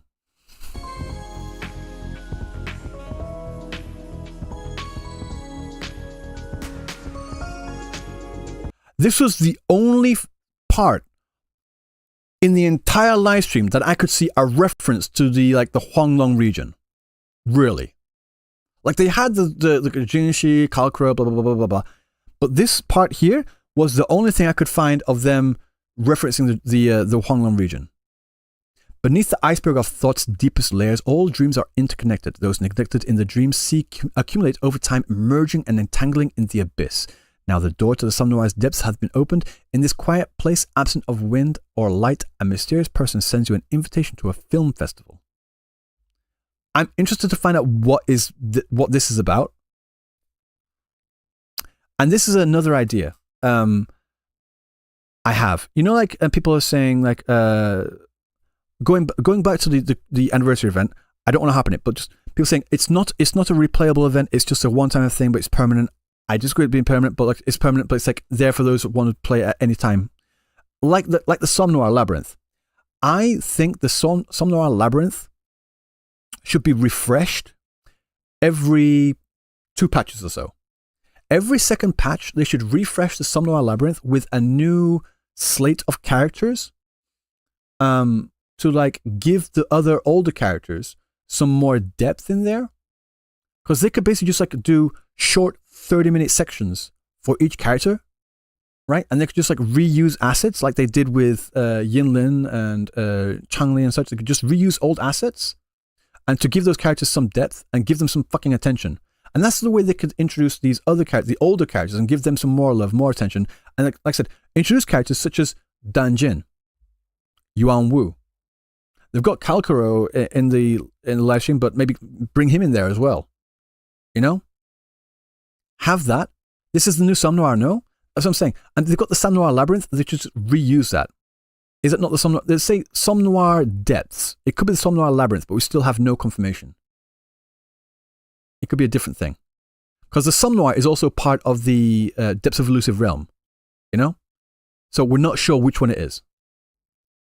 I don't know what this is, but point aside, what I'm saying is, hi Raj, what I'm saying is that they should every 2 patches or so, they should revamp the Somnoir Labyrinth to give attention to the old characters and constantly bring them up. And the reason why they need to do that, guys, well, I not need to, but the reason why they should do that is because that would give attention to all the other characters, and they could build fans for the other characters and have players play for the other characters. So right now, as it stands, if you're not into the latest characters, if you're not into Cartethia, if you're not into Cantarella, if you're not into Brant or Rochia or whoever the character is for that particular patch, if you're not into them like at all, then you lose motivation to play. However, if you bring other content for the other to refresh the old characters as well, i.e. the Somnoir Labyrinth, you could do this to give more content for like everyone, just basically hit all your bases. It doesn't have to be the main content because that would be the main story with these new characters and such, but like give like bits every now and then, you know? That's what I'm saying. I think that'd be pretty cool. And motivation to, that's what I'm saying as well, motivation to play and pull for reruns, because like when it comes to like the other characters like Changli, for example, or other rerun characters, if players come in and they still haven't gotten to that character yet, they're like, why would I pull for this character? I have no idea who the fuck they are. Like same thing with Jian's rerun. No one pulled on Jian's rerun because they weren't, like, he was barely in the story in the beginning. Not really. He had like some scenes, but they just like swiftly moved on. So by the time we got to Jian's rerun, no one pulled on it because like, why would I care? If they bring him in there as well, give him more depth, give him more information, that sort of thing, then it could like build more fans for these other characters. So when those reruns do come around, they could earn more money from that. You know? So something like a labyrinth themed revolving around Kalka's backstory, for example. Yes. That's basically, if you've played the Somnoir Labyrinth, you'll know what I'm talking about. They did the same thing for Changli and Yinlin, that sort of thing. Just do that for like a different set of 5 different characters every couple of patches. Ideally, every patch, I'll be honest, but like every couple of patches. Who's Zhang Liao? Exactly. Bring Zhang Liao in there. Zhezhe. all the other characters. Like I said, Yuan Wu, Dan Jin. Give some more information for Mortifi, Alto, all of them. That's my idea, anyway.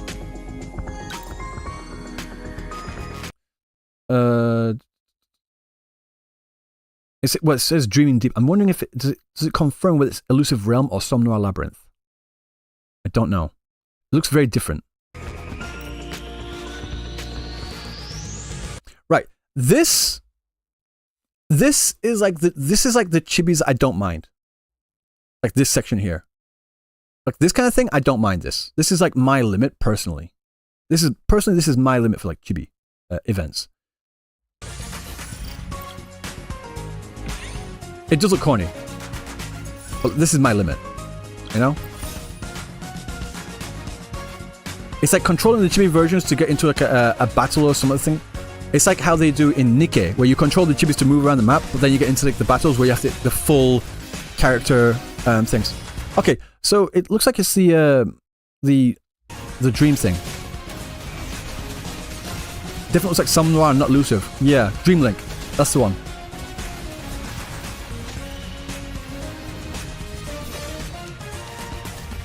Yeah, it looks like Som Noir. Twitter is on fire because of the Genshin Impact 12 banner.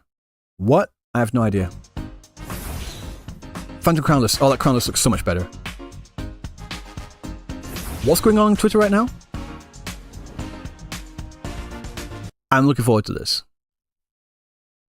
But this isn't an event, is it? Not really. But this is going to be fun. Oh! We don't have this in the Fleur-de-Lis battle so far, but you guys, imagine if in the one of the modes, one of the attack animations in the Fleur-de-Lis hologram is that three strikes that we have in the cutscene. I wonder if there's going to be like a 3-hit attack that she does in like the higher levels of her hologram. That'd be pretty sick. Basically, Genshin will have 12 banners and only 57 pulls in the patch. I'll have to check on that. I don't... 3 insta-kill moves. Yeah, you have to dodge all 3, otherwise you're dead.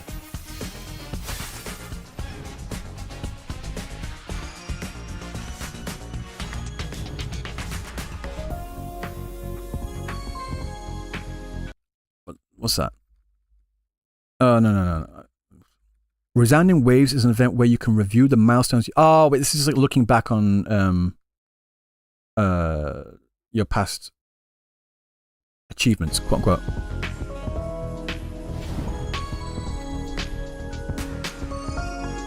Redeems. As the song is echo, what? Optimization? Yeah, this is for returnees. Upgrade a returning event? I do not care, but it's good for returnees. So if you're not playing right now, wait until this drops and you'll get more rewards. So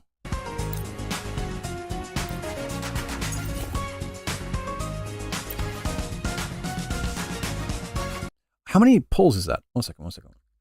1, 2, 3, 4, 5, 6, 7, 8, 9, 10. Do 10 pulls.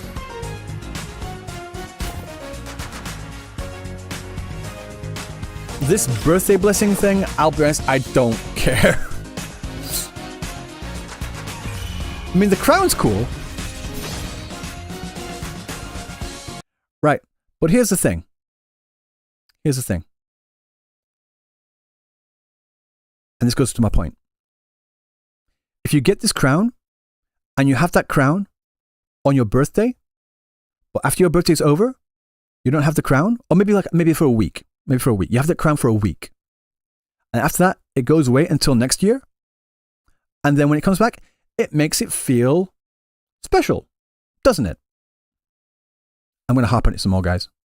When it comes to an anniversary event, I think it should be limited to at least, well, the max, that particular patch.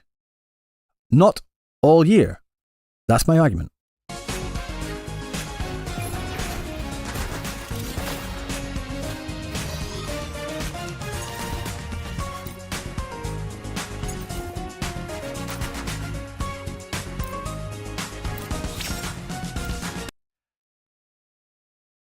main stat modifier is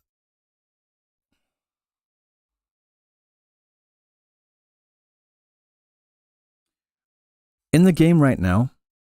They're already giving us like a bunch of crates, right? That literally allow you to get the main stat you want or need.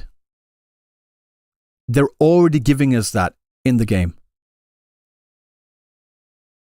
It's nice to have, if you want to say that, sure, but it's already in the game. Like when you fight Hecate, for example, and you get a crit from that, you literally have the option to choose, do you want crit rate or crit damage? And then they give out other crates for the 3 cost to get the particular echo with the, like if it's on the Havoc set, you'll get Havoc. If it's on the Glacio set, you'll get Glacio. It's already in the game, guys. Even, like I said, even for the 3 costs. It's for the 3 costs. They already have this in the game for the 3 costs anyway. There's no special competence. I think that's something they're going to implement, they're going to fix later on. But like they already have it in the game, so having this doesn't solve anything for me. 1 cost. One cost is the only one that I can think of where having this main stat modifier could be useful, but you can farm 1 cost so much more easily compared to others. Like 1 cost is either you get a HP attack or defense, I think it is. Yeah, whatever. Like your options in there are like much. It's a lot easier to get the main stat you want on those ones. But like here, my point is, I don't think main stat selector is the fix that they think it is. For me, it's always been a subset. Because let's just say you get these main stat selectors and you use the main stat selector. You select the stat that you want. You get the echo. It's like it's got the wrong main stat. Use the selector to modify it to get the main stat you want. RNG is going to fuck you. Most likely. It doesn't solve anything, in my opinion.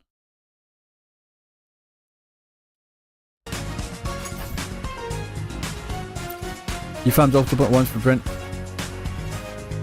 It didn't solve this. Yeah. This is good. This is a good quality of life thing that is good. I like this. This is.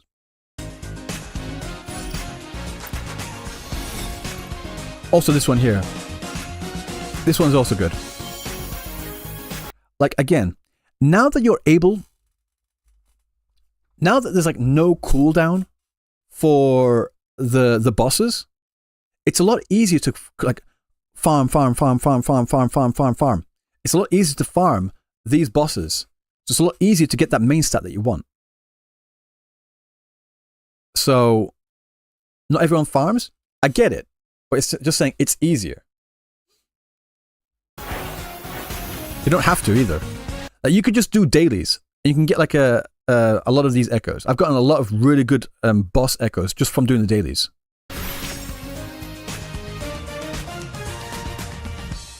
Good for whales, I guess.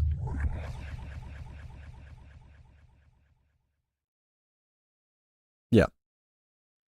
So...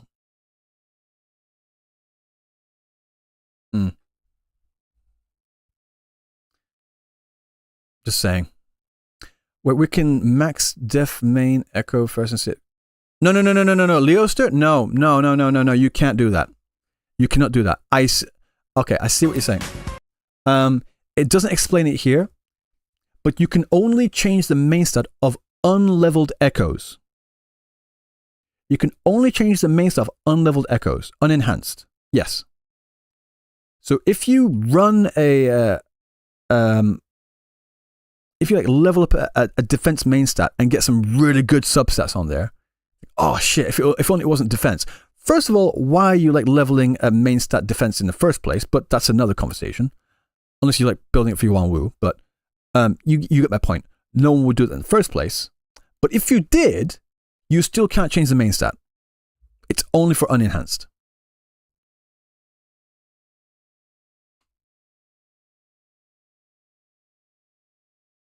Beyond means arise. There are like 2 of you out there, I guess. Could I translate something? Is it related to the game? But like, yeah. I swear to God, guys, I do actually think there is some degree of stat weighting. Weighted, like there's some stats are weighted. It feels like it. I don't know what it is.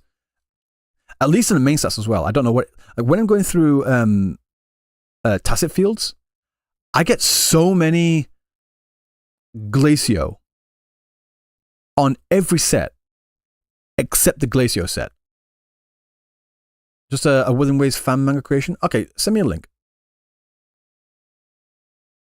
Can someone summarize the stream for me? Basically, I don't think that there's too many chibis. There's too many chibis in this patch as a whole. There's like 4 chibi events. Cut it down to like 1. And I don't like that it's I like that it's bright and celebratory for the anniversary. It makes sense. But I wanted some more recognition of the entire year of Wuthering Waves. I wanted like, you know, but yeah. So, one second. Let's have a look here. This isn't like going into R34, is it? Right. One second. So we've got a bit of a manga here. So Jinsho and the back garden for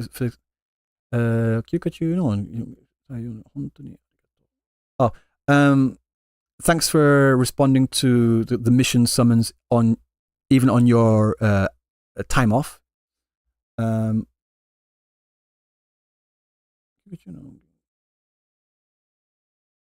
Oh wait, no. While she was off, thanks for like doing my job for me while I was off. So thanks to you, I was able to like rest up. Who the fuck is this guy? Oh, it's Gian. Okay, cool. If that's the case, I'm glad. This is Gian, General Gian. How about you take a bit of a long rest too? The Tacit Discords, the Tacit Discords events have seemed to like calm down.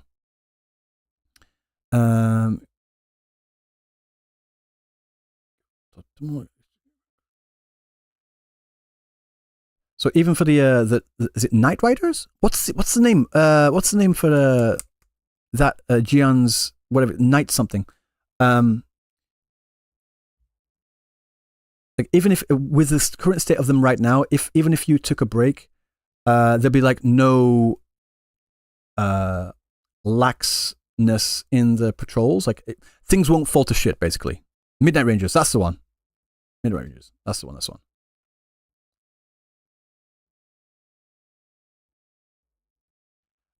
No, I'm fine. I don't need to take a rest. I'm fine. ...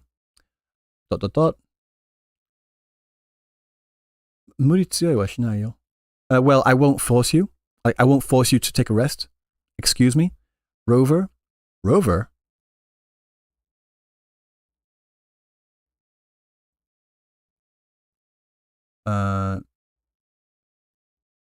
Why is this image not big enough?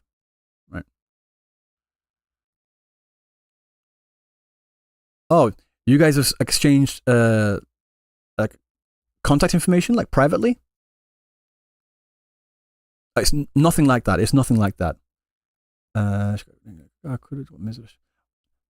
However, it's rare for me to get a message or for them to reach out to me. Maybe something happened. Can I pick up the phone? Of course. It connected. Long time no see, Gian. Oh, wait. There's Jinshi and Changli there too? Seeing the 3 of you together is kind of rare, no? My fingers are very long. Okay. 仕事でな、それよりはお前、Well, for work. Besides that, are you drunk right now? A little. Very. She's very drunk. Like she's like completely pissed up. Like drunk as a yeah. She's drunk. What are you doing leaving us alone? Like why are you going off by yourself? Buddy, friend, my comrade. Brant! These two are gonna fuck. These two are easy gonna fuck. Like she's cupping a feel down here. She's easy cupping a feel.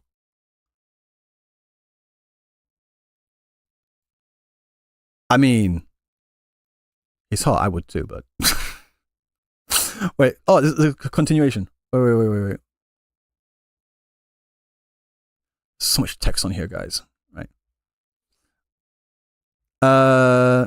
おや、先日新州会いました二人ではないか。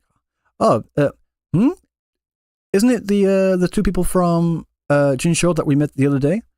それとこっちのwho is this person here? Is this person here? Oh, it's Jian. Oh.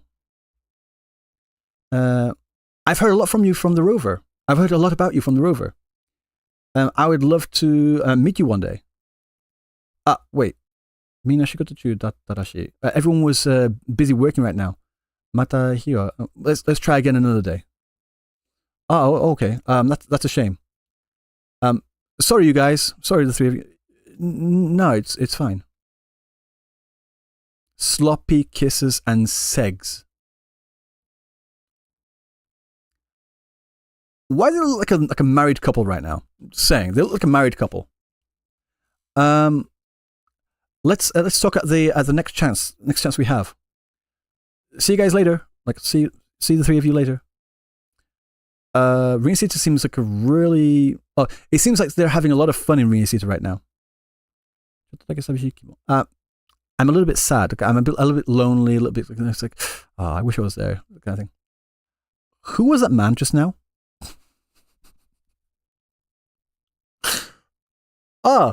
Jian.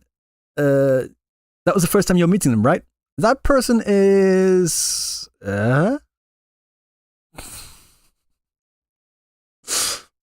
Sorry. Oh, that person is the leader of the Fools Troop. Brant. The other day he came to. The other day he came to Jinsho with the rover to like invite us there. No. Oh wait, no. Invited by Rover, should I say? But invited by Rover on Rover's invitation. Yeah, and Brant, Meiro Kaiketsu.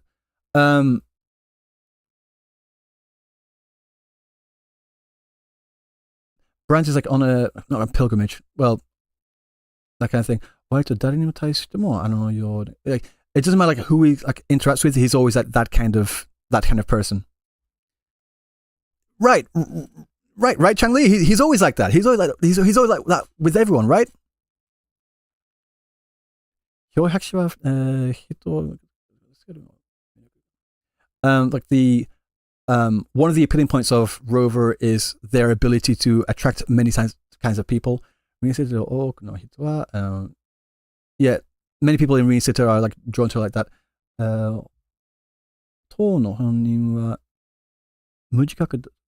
Although the person in question right now, talking about Brant, is kind of what's the word?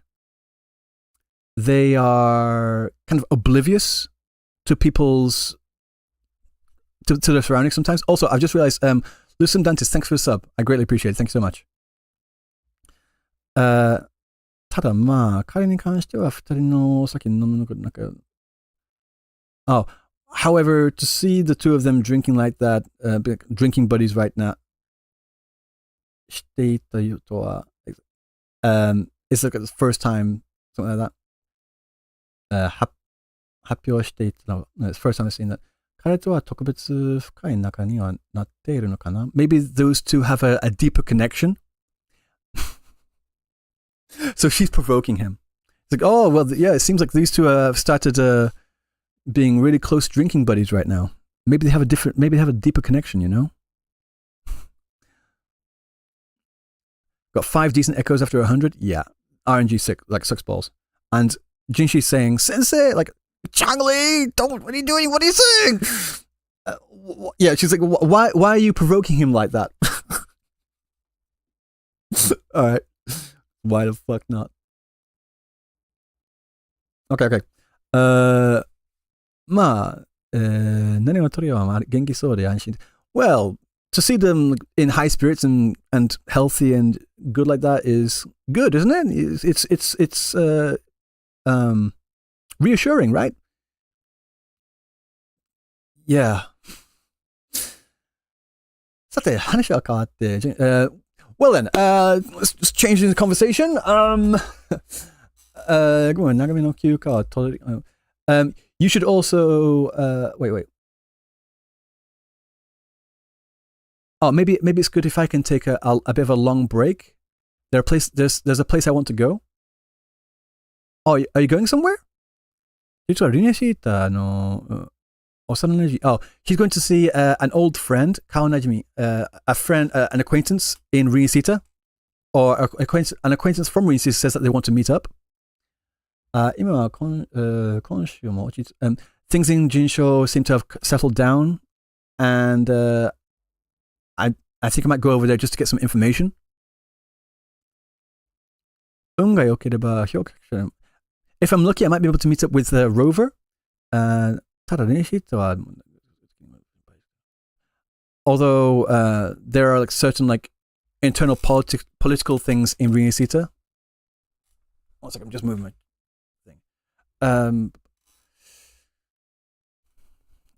主君でもある、主君でも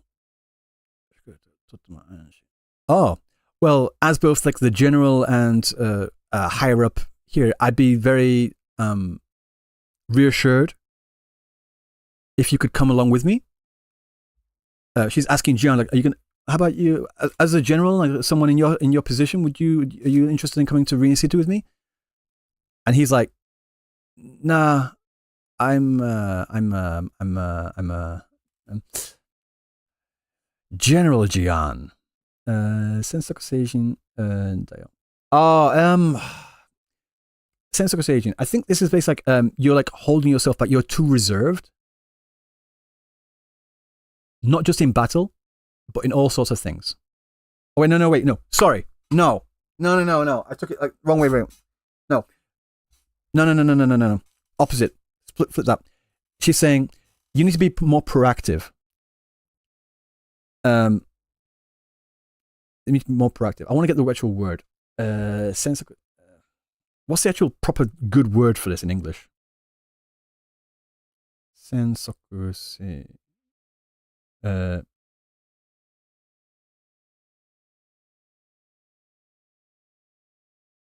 Why is the word not coming out? The words. This phrase is rare. Kind of rare. That's why it's kind of difficult. I'm looking for it on my dictionary right now. It's not, the kanji aren't coming up, you know? So that's why. Go away. I'm going to have to type in like kanji by kanji. Soku. Yeah. This sensoku, saki. This kanji here, like, sensoku, it's not even coming up in the dictionary. But it basically just means like, just be more proactive and like be more assertive and don't hold yourself back like from the get-go. Be more engaging. Yeah, something like that. Like you're like this all the time in all sorts of things, and you like probably shouldn't do that. You know. Okay. This last one.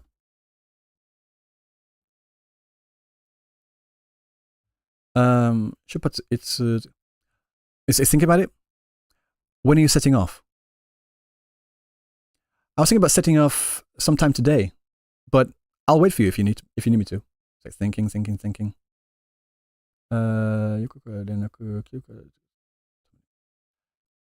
Give me an hour to send out to contact people and file for leave, should I say, like to write my notice of leave.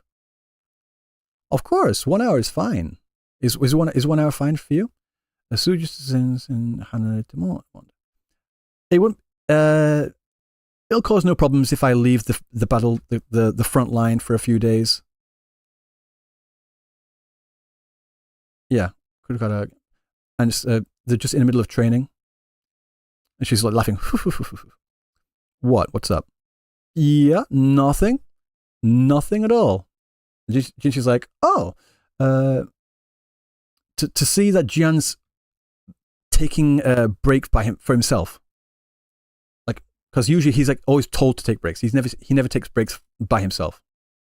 He's never the one to file for like taking breaks. I'll prepare the fastest ship. Sanhua, can I? Of course, Shinshi. I've already made the preparations. As expected of Sanhua, and to be continued. Yeah. So why? So does that satisfy you? Is that okay? Long story short, the three of them were having a conversation about stuff. They get a call from Rover. Rover like tries to have a conversation because she's drunk. She drunk dials them. While she's in the middle of a conversation, Brant comes in. Hi, Rover. He's just being as friendly as he is, you know. And then Rover's like drunk, and so she's like getting flustered in the face. Probably an Asian thing. Let's be honest. Kind of looking into the 3-letter way. Jan's like, who the fuck's that guy? And then Chanli's like stoking the fire, like, you sure you don't want to come along? And you know, he's like, nah, I'm good. That's not good. You shouldn't do that, you know.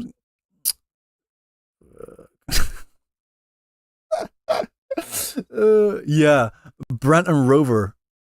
Yeah, they were looking like kind of hot and bothered. Is it just me? Like, oh my god. Oh, this is bad. This is guys, do you know what this reminds me of? Guys, do you know what this particular do you know what this reminds me of? Yeah, exactly. No. Not pregnant. Dank Horizon, you got it. Are you watching my friend? Yeah. It is.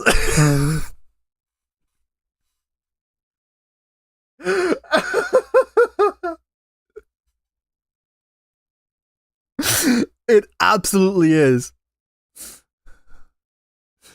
Fuck me. Like with like these images here. One second, back.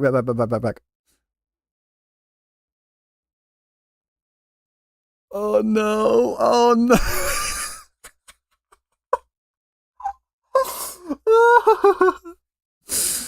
Oh my god. Jian-kun, are you watching? Oh no.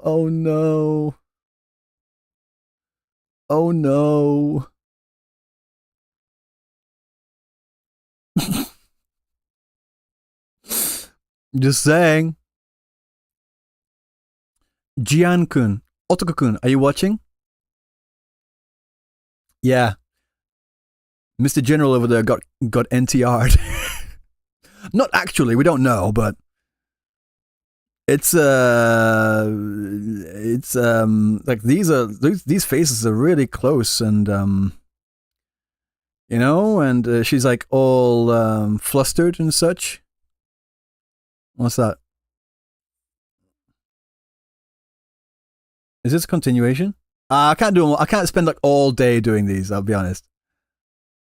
But like, it's funny. The implications are there. Yep. It's funny. Anyway. Okay. Right. Drunk people are usually depicted with hiccups and blushed face, though. Yes, I know. I know that's the thing. Right. Okay. I'm gonna search for this off. I'm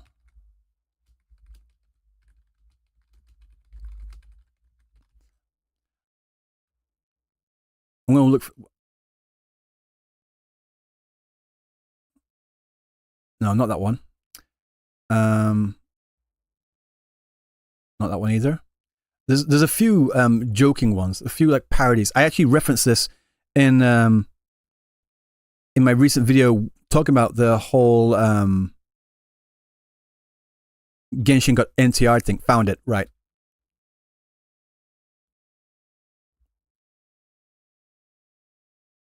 Okay, so I've got this here. Hey, Otaka-kun, are you watching? Otaka-kun, your precious girlfriend, this is your precious girlfriend, is about to do something spectacular. Now, to show your boyfriend, what have you been practicing? Look at her. Look at her. Come on, just a bit more. Did you see that? Spectacular, ain't it? It's flipping. It's like the implications are there, yes, but that's the joke. That's literally the joke. You know? So, yeah, anyway. So she's looking particularly you know, hot and bothered. So, yeah. I think it's coming up to like 11:30 for me right now. It's 11:30 for me right now. Oh, you just missed it. We just missed it. We read through everything. Basically, Jian got NTR'd. It's porn? No. Maybe. But no. But maybe. But no. But maybe. Yeah. I have to wake up early tomorrow. What is this? This is completely. It's the revamped Elusive Realm. 大家比较喜欢的肉鸽之类的， Innocent the roguelike. 有的 You bet. 基于原本的 We 生存 revamped the classic Depths Elusive Realm. I don't know. I like the Depths Elusive Realm as it was. I'll be honest. But yeah, it's time for me to go. So I will see you all next time. Take care. Have a great evening, morning, day, whatever it's time for you. I'll see you all then. Okay. Bye. Peace.